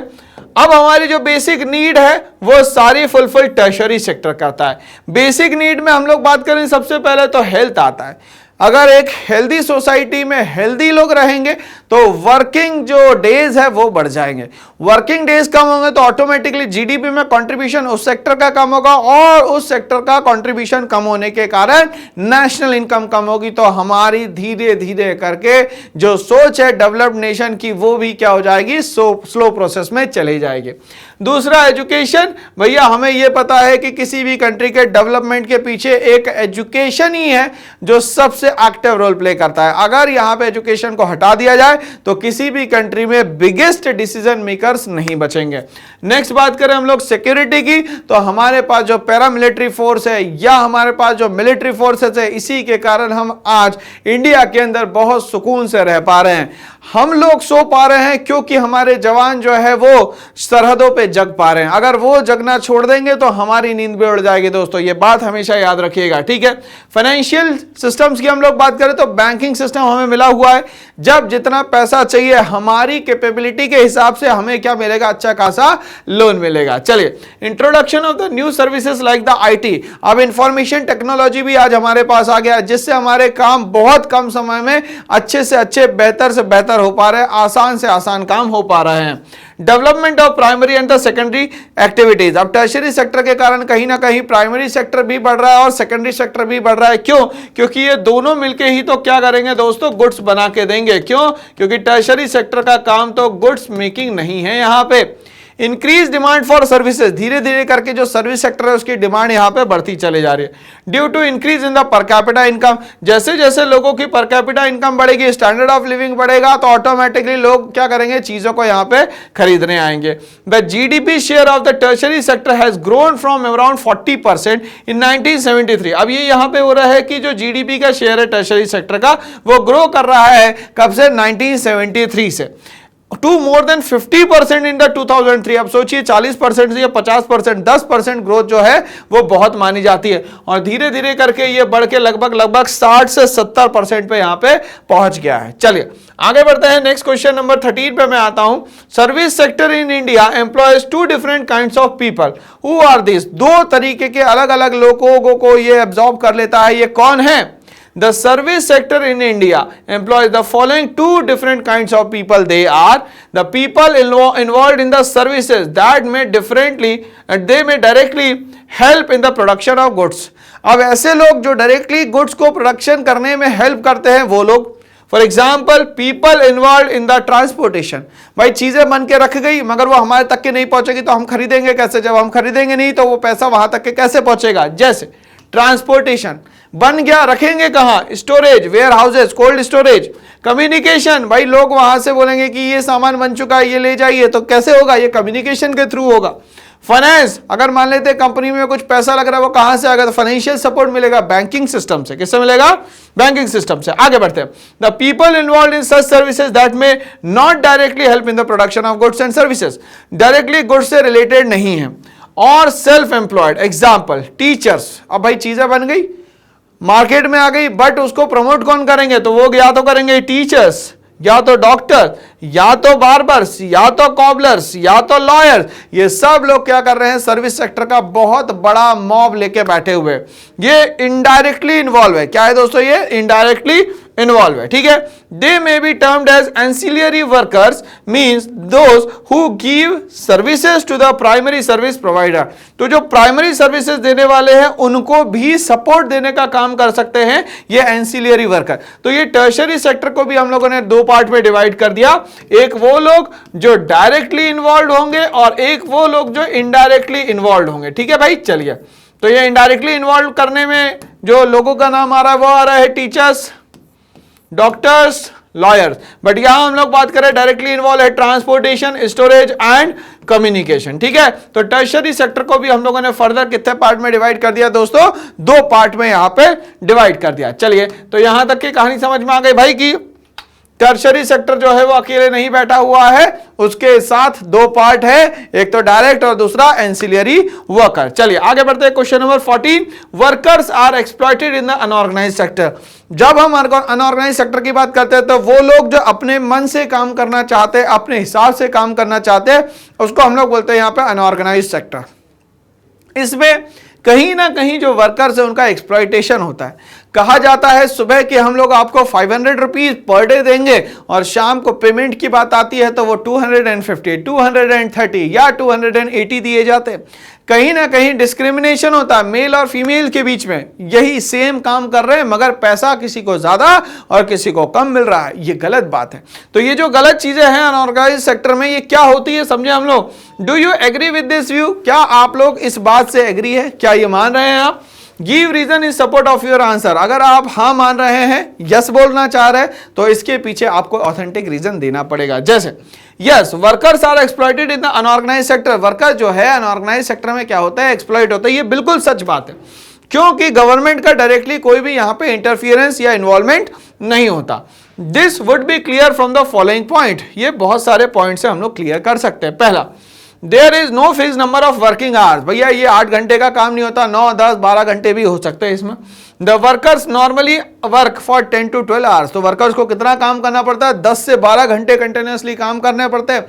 कभी कभी तो लंच ब्रेक भी नहीं मिलता, तो ये कहीं ना कहीं एक्सप्लॉइटेशन ही तो है दोस्तों। चलिए, विदाउट पेड ओवर टाइम। अब एक्स्ट्रा काम करवा रहे हो, 8 घंटे से ऊपर काम करवा रहे हो, तो आपको देना चाहिए ओवर टाइम, मगर आपको ओवर टाइम नहीं मिल रहा है यहाँ पे। They do not get other allowances apart from their daily wages. जो रोज का उनका पैसा है वो मिलेगा, इसके अलावा आप कुछ भी डेडिकेटेड होकर कर दीजिए, उसके अलावा आपको यहां कुछ भी नहीं मिलने वाला। Government rules and regulations to protect the labourers are not followed there. जो गवर्नमेंट के रूल्स एंड रेगुलेशंस होते हैं, पब्लिक सेक्टर अंडरटेकिंग्स के जो रूल्स एंड रेगुलेशंस होते हैं, वो यहां सारे फॉलो नहीं किए जाते। Last but not the least, सबसे important point, there is no job security. इनके पास किसी भी तरीके से जॉब सिक्योरिटी नहीं होती है। अगर मान लेते हैं इनने गलती करी तो इनको क्या कर दिया जाता है, फायर कर दिया जाता है। ठीक है भाई, तो 4 पॉइंट के बाद हम लोग समझ में आ गया कहीं ना कहीं जो अनऑर्गेनाइज्ड सेक्टर के वर्कर्स है उनको क्या किया जा रहा है, एक्सप्लॉइट किया जा रहा है। आगे बढ़ते हैं।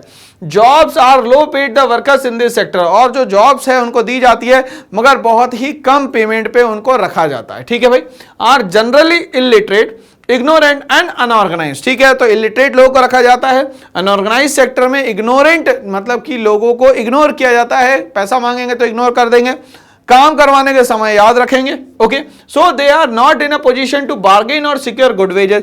इसीलिए उनके पास बहुत अच्छा पैसा या बहुत लमसम पेमेंट जो है उनके पास इन कामों की नहीं आ पाती। Being very poor, they are always heavily in डेप्ट। अगर वो गरीब है तो हमेशा किसी ना किसी तरीके से वो इन्वॉल्व हो जाते हैं किसमें, डेप्ट में। क्यों? क्योंकि जब पैसे की आवश्यकता पड़ती है तो वो अनऑर्गेनाइज सेक्टर में चले जाते हैं। जब वो अनऑर्गेनाइज सेक्टर से पैसा लेंगे तो डेप्ट बर्डन में हमेशा क्या रहेंगे, वो इन्वॉल्व रहेंगे। So they can be easily made to accept lower wages. क्योंकि उनको पैसा चाहिए, डे टू डे लाइफ के सर्वाइवल के लिए पैसा चाहिए, तो उनको उनकी बात माननी ही पड़ती है। वो जिस पैसे पे रखना चाहते हैं वो उस पैसे पे काम करने को तैयार हो जाते हैं। तो ये 5-6 पॉइंट्स है जिसके कारण हमें समझ में आता है कि कहीं ना कहीं जो भी अनऑर्गेनाइज सेक्टर में है वर्कर्स, उनका कहीं ना कहीं किसी ना किसी तरीके से क्या हो रहा है दोस्तों, एक्सप्लॉइटेशन हो रहा है। नेक्स्ट क्वेश्चन नंबर 15 पे मैं मूव करता हूं। How are the activities in economy classified on the basis of employment condition. किस बेसिस पे हम लोग इसको बांट सकते हैं? तो हमें तो 2 तरीका पता है सर, एक तो ऑर्गेनाइज्ड और दूसरा अनऑर्गेनाइज्ड। जहां सिस्टमैटिक वे में सब कुछ चल जाए वो हो जाएगा ऑर्गेनाइज। जहां सब अनसिस्टमैटिक वे में चल रहा हो, जहां पे किसी चीज की कोई गारंटी ना हो, वो सारा का सारा क्या कहलाता है सर, यहाँ पे अनऑर्गेनाइज सेक्टर कहलाता है। क्या कहलाता है दोस्तों, यहाँ पे अनऑर्गेनाइज सेक्टर कहलाता है। चलिए समझते हैं। On the basis of employment condition, the activities in the economy are classified into organized and unorganized sector. ठीक है, तो ये दोनों तरीके से डिवाइड हो जाती है, ऑर्गेनाइज्ड और अनऑर्गेनाइज्ड। ऑर्गेनाइज को हम समझते हैं, it includes the enterprise registered under the government of India.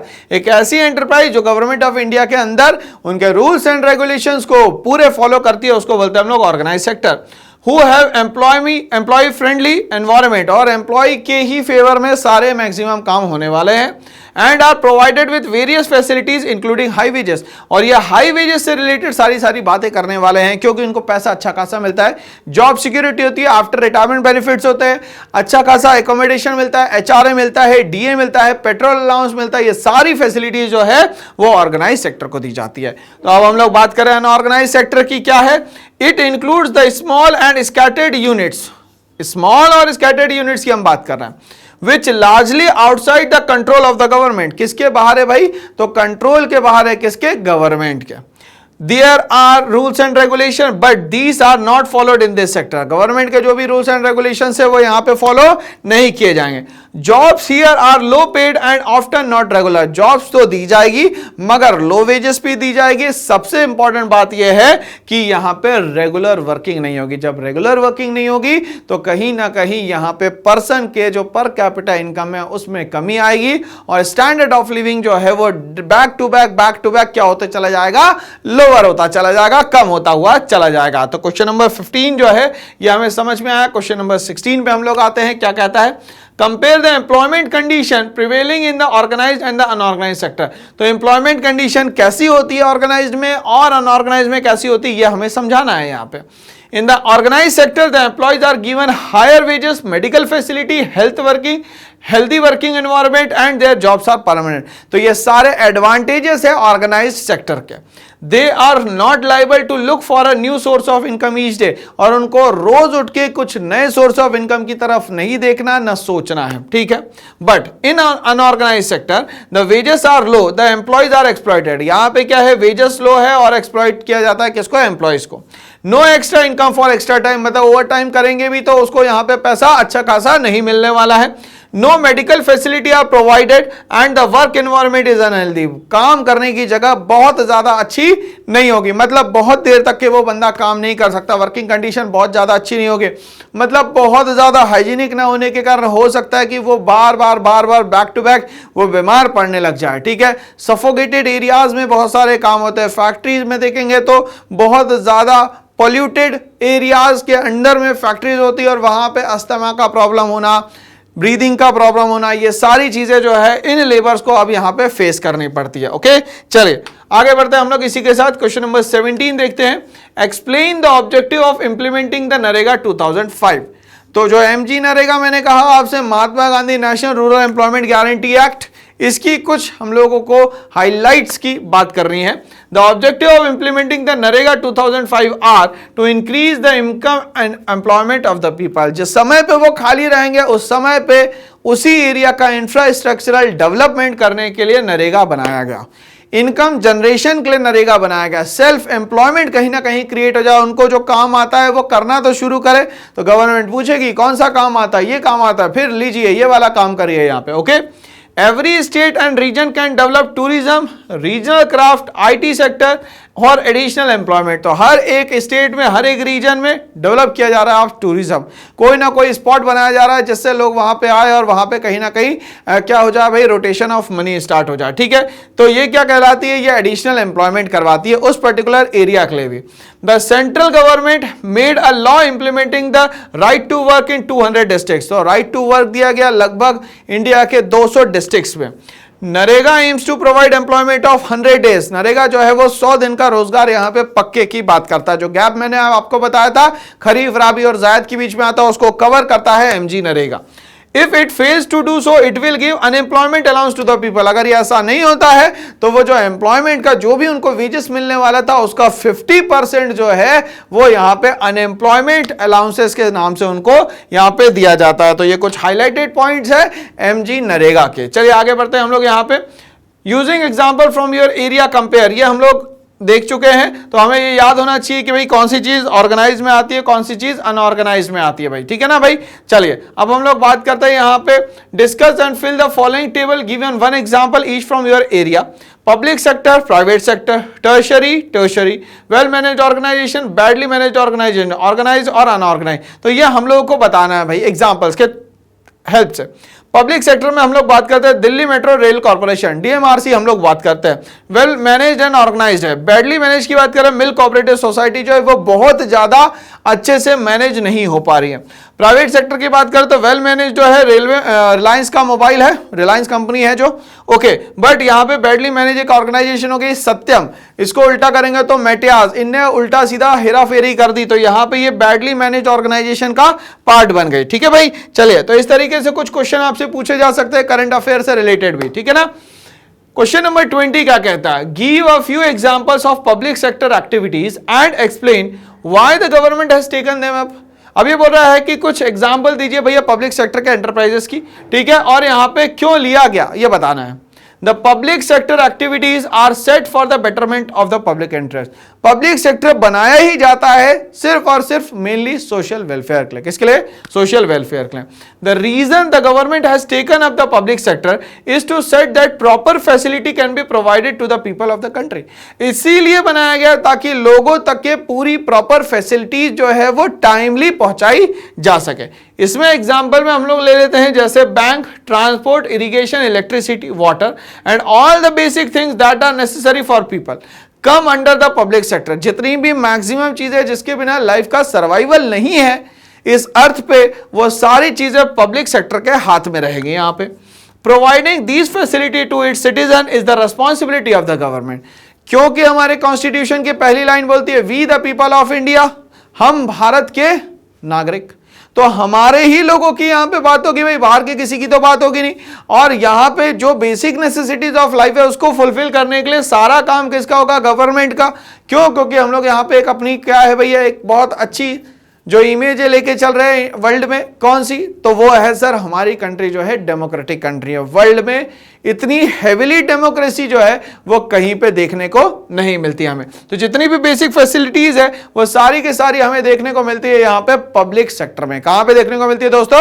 Public sector में। क्वेश्चन नंबर 21 पे हम लोग आते हैं, explain how public sector contributes to the economic development of the nation. ठीक है, तो अब ये बोल रहा है कि पब्लिक सेक्टर जो है वो किस तरीके से कंट्रीब्यूट करता है, किसमें भाई? तो यहां पे इकोनॉमिक डेवलपमेंट में। In the following ways public sector contributes to the economic development of a nation. कैसे करेगा देखते। It promote rapid economic development through the creation and expansion of infrastructure. अब ये इंफ्रास्ट्रक्चर का रैपिड एक्सपांशन और creation होगा तो इसके कारण यहां पे कहीं ना कहीं डेवलपमेंट होगा नेशन का। अब इंफ्रास्ट्रक्चर क्या? किसी भी काम को करने के लिए, किसी भी कंट्री को डेवलप होने के लिए जिन भी चीजों की आवश्यकता है वो सब इंफ्रास्ट्रक्चर है। जैसे रेलवेज, रोडवेज, कम्युनिकेशन की हम लोग बात करें, एयर ट्रांसपोर्ट की बात करें, वाटर ट्रांसपोर्ट की बात है, वो सारी जो चीजें हैं किसी भी कंट्री को एक डेवलप्ड नेशन बनने के लिए चाहिए, वो सारी जो है क्या कहलाती है? यहां पे infrastructure. It creates employment opportunity. ये कहीं ना कहीं क्या करती है? नौकरियां दिलवाती है लोगों को, जिसके कारण स्टैंडर्ड ऑफ लिविंग बढ़ेगा। It generates financial resources of the government, banking sector. It ensures equality of income and wealth, thus a balanced regional development। तो रीजनल डेवलपमेंट, हर एक स्टेट का जो डेवलपमेंट है वो यहाँ पे इक्वल हो सकता है, हर एक स्टेट में इक्वल पर कैपिटा इनकम बन जाए। इसीलिए ये यहाँ पे क्या करती है? पब्लिक सेक्टर इक्वालिटी यहाँ पे क्रिएट करती है। तो यहां पे सारा जो terms and condition public sector की थी डेवलपमेंट ऑफ नेशन में, ये हम लोग को यहां पे समझ में आ गई क्वेश्चन नंबर 21 के साथ। आगे बढ़ते हैं, क्वेश्चन नंबर 22 पे हम लोग जाएंगे, बट उसके पहले कुछ और भी चीजें हमें देखना जरूरी है कि भाई क्या जरूरी है सिर्फ पब्लिक सेक्टर ही डेवलपमेंट में हेल्प करता है? कुछ ही फील्ड्स है क्या? नहीं, बहुत सारी फील्ड्स है। तो दो और पॉइंट्स को हम लोग यहां पे साथ में लेते हैं। It encourages development of small, medium and cottage industry always. तो पब्लिक सेक्टर में ऐसा नहीं है कि सिर्फ महारत्ना कंपनी पे ध्यान दिया जाएगा, नवरत्ना पे, मिनी रत्ना पे ध्यान दिया जाएगा। इसके अलावा स्मॉल स्केल इंडस्ट्रीज पे ध्यान दिया जाएगा। इसके अलावा हम लोग यहाँ पे मीडियम एंटरप्राइजेस पे भी ध्यान देंगे और कॉटेज इंडस्ट्रीज पे भी ध्यान देंगे। जहां पे घरों में फीमेल्स फ्री है उन लोगों तक के भी कुछ ना कुछ काम पहुंचाया जाएगा, ताकि वो भी कहीं ना कहीं एक अर्निंग मेंबर बने उस फैमिली की, ताकि वो सेल्फ डिपेंडेंट हो सके और इकोनॉमी में कहीं ना कहीं हमारे यहाँ पे कंट्रीब्यूशन कर सके। It ensures easy availability of goods at moderate rates. इसके कारण फायदा क्या होगा? जब चीजें ज्यादा बनेंगी, सप्लाई ज्यादा होगी, तो ऑटोमेटिकली रेट जो है वो इंफीरियर हो जाएगा, कम हो जाएगा, और डिमांड जो है धीरे धीरे करके कम हो जाएगी सप्लाई बढ़ने के कारण। contribute to community development to the human development index via health and educational services। अगर हेल्थ अच्छी है या एजुकेशन सिस्टम किसी भी नेशन का अच्छा है तो ऑटोमेटिकली कंट्री एक डेवलप्ड कंट्री कहलाएगी, डेवलप्ड नेशन कहलाएगा। अदरवाइज डेवलपिंग बना रहेगा और यहां पे कोई ऐसा अपॉर्चुनिटी भी नहीं मिलेगी जिसके कारण हम लोग अपनी कंट्री को क्या कर सके, यहां पे डेवलप कर सके। तो यहां पे कहानी समझ में आ गई दोस्तों। आगे बढ़ते हैं, क्वेश्चन नंबर 22 पे आते हैं। क्या कहता है ये?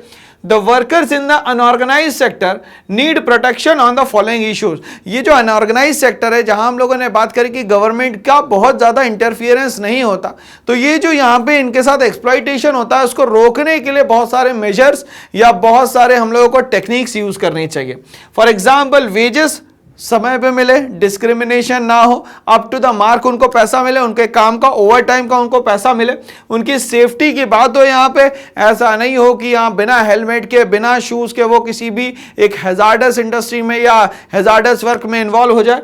हेल्थ का उन लोगों का चेकअप या हेल्थ के लिए उनके लिए क्या क्या हम लोग प्रोविजंस बना सकते हैं, इस पर हम लोग ध्यान दें। Explain with the help of example. चलिए समझते हैं। The workers in the unorganized sector needs protection। Number 1, wages की अगर हम लोग बात करें, labourers who are employed as repair person, vendor etcetera do not have fixed income. ये जो लेबरर्स होते हैं या जो रिपेयर पर्सन होते हैं, इनकी कोई फिक्स्ड इनकम नहीं होती। दिन भर में अगर इनको कोई बेहतर काम मिल गया तो वो कर पाएंगे, अदरवाइज वो काम भी नहीं कर पाएंगे। यहाँ पे they nearly manage to earn living. ठीक है, इनकी इनकम फिक्स ना होने के कारण बहुत ही मुश्किलों से इनकी लाइफ जो है वो कट पाती है। They are not employed all through the year. अब यहां बात करें हम लोग तो साल भर में 12 महीने इनके पास काम नहीं रहता। किसी समय पे बहुत ज्यादा काम होता है, किसी समय पे इनके पास काम बिल्कुल भी नहीं होता है। सेफ्टी की अगर हम लोग बात करें यहाँ पे, तो worker in unorganise sector are not provided with safe drinking water और क्लीन एनवायरनमेंट। ना इनको सेफ ड्रिंकिंग वाटर मिलता है, ना इनको क्लियर कट क्या मिलता है भैया यहाँ पे, क्लीन वाटर फैसिलिटी, ना तो क्लीन एनवायरनमेंट मिलता है यहाँ पे, जिसके कारण इनके लिए जो बायोलॉजिकल सिस्टम है उनका या इनका जो इनटेक हो रहा है पानी का, वो खराब होने के कारण बहुत सारी बीमारियां जो है इनको हो जाती है उस समय पे। Example, working in mining chemical industries is hazardous. यहाँ पे सारी की सारी चीजें जो है वो रिस्क पे है और रिस्क में ये इन्वॉल्व होते हैं। अगर इनकी जो फिजिकल हेल्थ है वो खराब हो जाती है, फिजिकल हेल्थ अगर गड़बड़ हो जाती है तो इनको पैसा वहां पे नहीं मिल पाएगा और उनको हटा दिया जाएगा। ठीक है, हेल्थ की बात करें, leave not granted in case of sickness. अगर तबीयत खराब भी है तो उनको क्या नहीं मिलेगी भाई, छुट्टी नहीं मिलने वाली यहाँ पे। Medical facilities are not offered. Medical facility इनको ऑफर नहीं की जाती। एग्जाम्पल, कंस्ट्रक्शन वर्कर, तो यहाँ पे ये लीव लेना चाहेंगे तो भी इनको नहीं मिलेगी, क्योंकि ये किसका पार्ट है, यह अनऑर्गेनाइज सेक्टर का दोस्तों पार्ट है। चलिए एक हम लोग क्वेश्चन देखते हैं। A study in Ahmedabad found that out of 15 lakh workers in the city, 11 lakh worked in the unorganized sector। मतलब ये देखा जाए तो 75% से ज्यादा लोग तो क्या है, अनऑर्गेनाइज सेक्टर में काम कर रहे हैं। The total income of the city in the year 97-98 was 60,000 million। Out of this 30,000 million was generated in the organized sector। अब ये बोल रहा है कि इसमें 30,000 जो है वो किससे निकला, ऑर्गेनाइज सेक्टर से निकला। Presently, this data as a table, what kind of way should be thought of for generating more employment in the city। अब हम लोग कौन सा तरीका निकाल सकते हैं जिससे वो सिटी में क्या हो, एम्प्लॉयमेंट जनरेट हो सके। चलिए अब हम लोग यहाँ पे कोशिश करते हैं कि क्या बेहतर से बेहतर हो सके। ऑर्गेनाइज सेक्टर में मान लेते हैं नंबर ऑफ वर्कर्स हम लोगों ने 4 लाख रख दिए, इनकम जो है लगभग 32 मिलियन हो गई। अनऑर्गेनाइज सेक्टर में 11 लाख लोग रख दिए, जिसमें 28 मिलियन जो है हमारी इनकम हो जाती है। टोटल देखा जाए तो ये 15 लाख इनकम हो गई, यहां पे ये हो गई टोटल मिला के 60 लाख। ठीक है, it is clear that while a larger portion of the workers is working in the unorganised sector. अब ये यहां पे क्लियर हो गया कि अनऑर्गेनाइज सेक्टर में काम करने वाले जो लोग हैं वो बहुत ज्यादा है। The per capita earning of those in the organise sector is more. अब जो ऑर्गेनाइज सेक्टर में काम कर रहे हैं उनका सोर्स ऑफ इनकम बहुत स्ट्रांग होने के कारण जो इनकम आ रही है उनके पास ज्यादा है। ठीक है, आगे क्या बोलता है, the government should encourage the entrepreneurs in the unorganised sector to change them into the organise sector. अब यहाँ पे ये एंटरप्रेन्योर्स को बोलेंगी, एंटरप्रेन्योर मतलब होता है रिस्क टेकर, जो बिजनेस में रिस्क लेना जानते हैं उनको हम लोग दोस्तों बोलते हैं एंटरप्रेन्योर। तो वो कोशिश करेंगे कि अनऑर्गेनाइज सेक्टर भी कहीं ना कहीं ऑर्गेनाइज सेक्टर की तरफ बढ़े। More over 4, the government should introduce some incentives so that more industries could be opened in the organized sector. तो सरकार भी कुछ सपोर्ट करेगी, बोलेगी कि ठीक है भाई आप अनऑर्गेनाइज से ऑर्गेनाइज में आइए, हम लोग आपको बहुत सारा सपोर्ट करेंगे, जैसे कि लो रेट्स पे इलेक्ट्रिसिटी प्रोवाइड करना, लैंड बहुत आसान मतलब बहुत कम रेट्स पे लीज पे दे देना, इलेक्ट्रिसिटी सस्ती दे देना, वाटर रिसोर्सेज सस्ती दे देना, सब्सिडाइज रेट पे सारे सामान दे देना। तो इस तरीके से अनऑर्गेनाइज से ऑर्गेनाइज की तरफ क्या कर सकते हैं हम लोग यहां पे मूव कर सकते हैं। नेक्स्ट क्वेश्चन दिया गया है, the following table gives the GDP in rupees crore by the 3 sectors. ठीक है, 1950 में प्राइमरी 80,000, सेकेंडरी में 19,000 और टर्शरी में 39,000। 2011 में देखिए 8,65,000, 13,70,000 और 30,10,000। ठीक है, calculate the share of 3 sectors in the GDP for 2000 and 2013. Show the data as a bar diagram similar to the graph 2 in the chapter. What conclusion can we draw from the bar graph? क्या निकल के आएगा bar graph से? चलिए सबसे पहले calculation कर लेते हैं। अप्रोक्सीमेटली इन 2000 पर प्राइमरी सेक्टर जो है 22% ग्रोथ करता है, सेकेंडरी सेक्टर 20% ग्रोथ करता है और टर्शरी सेक्टर 57% ग्रोथ करता है। ये 2000 का डेटा है। आगे बढ़ते हैं हम लोग, शेयर ऑफ प्राइमरी सेक्टर निकाले तो ये 13% हो गया भाई 2013 में, सेकेंडरी सेक्टर पे जाए तो 18% हो जाता है और टर्शरी सेक्टर में 67% हो जाता है। देखिए यहीं पे समझ में आ रहा है, ये 22% था और ये कितना है 13%, ये 20 था, ये हो गया 18, ये 57 था, ये 67, मतलब टर्शरी सेक्टर जो है वो क्या कर रहा है कंटिन्यूअसली यहाँ पे ग्रो कर रहा है। ठीक है भाई, ग्राफ की अगर हम लोग बात करते हैं यहाँ पे तो देखिए भाई 1950 में जो ग्राफ था वो प्राइमरी सेक्टर का सबसे ज्यादा था, बट 2000 में जो प्राइमरी सेक्टर का ग्राफ था वो कम हो चुका है। सेकेंडरी सेक्टर जो था वो यहाँ पे 1950 में थोड़ा सा 60 to 70% के बीच में आ रहा है, थोड़ा बहुत दिख रहा है, बट सेकेंडरी सेक्टर 2000 में बहुत तेजी से ग्रोथ करता है। और टर्शरी सेक्टर की बात करें तो 1950 में बहुत कम था और आज देखा जाए तो लगभग 60% से ज्यादा जो है वो लगभग टर्शरी सेक्टर यहाँ पे हमारे काम कर रहा है। We can draw the conclusion that the share of tertiary sector in GDP has increased by 10%. 10% से इंक्रीज होता है किसमें?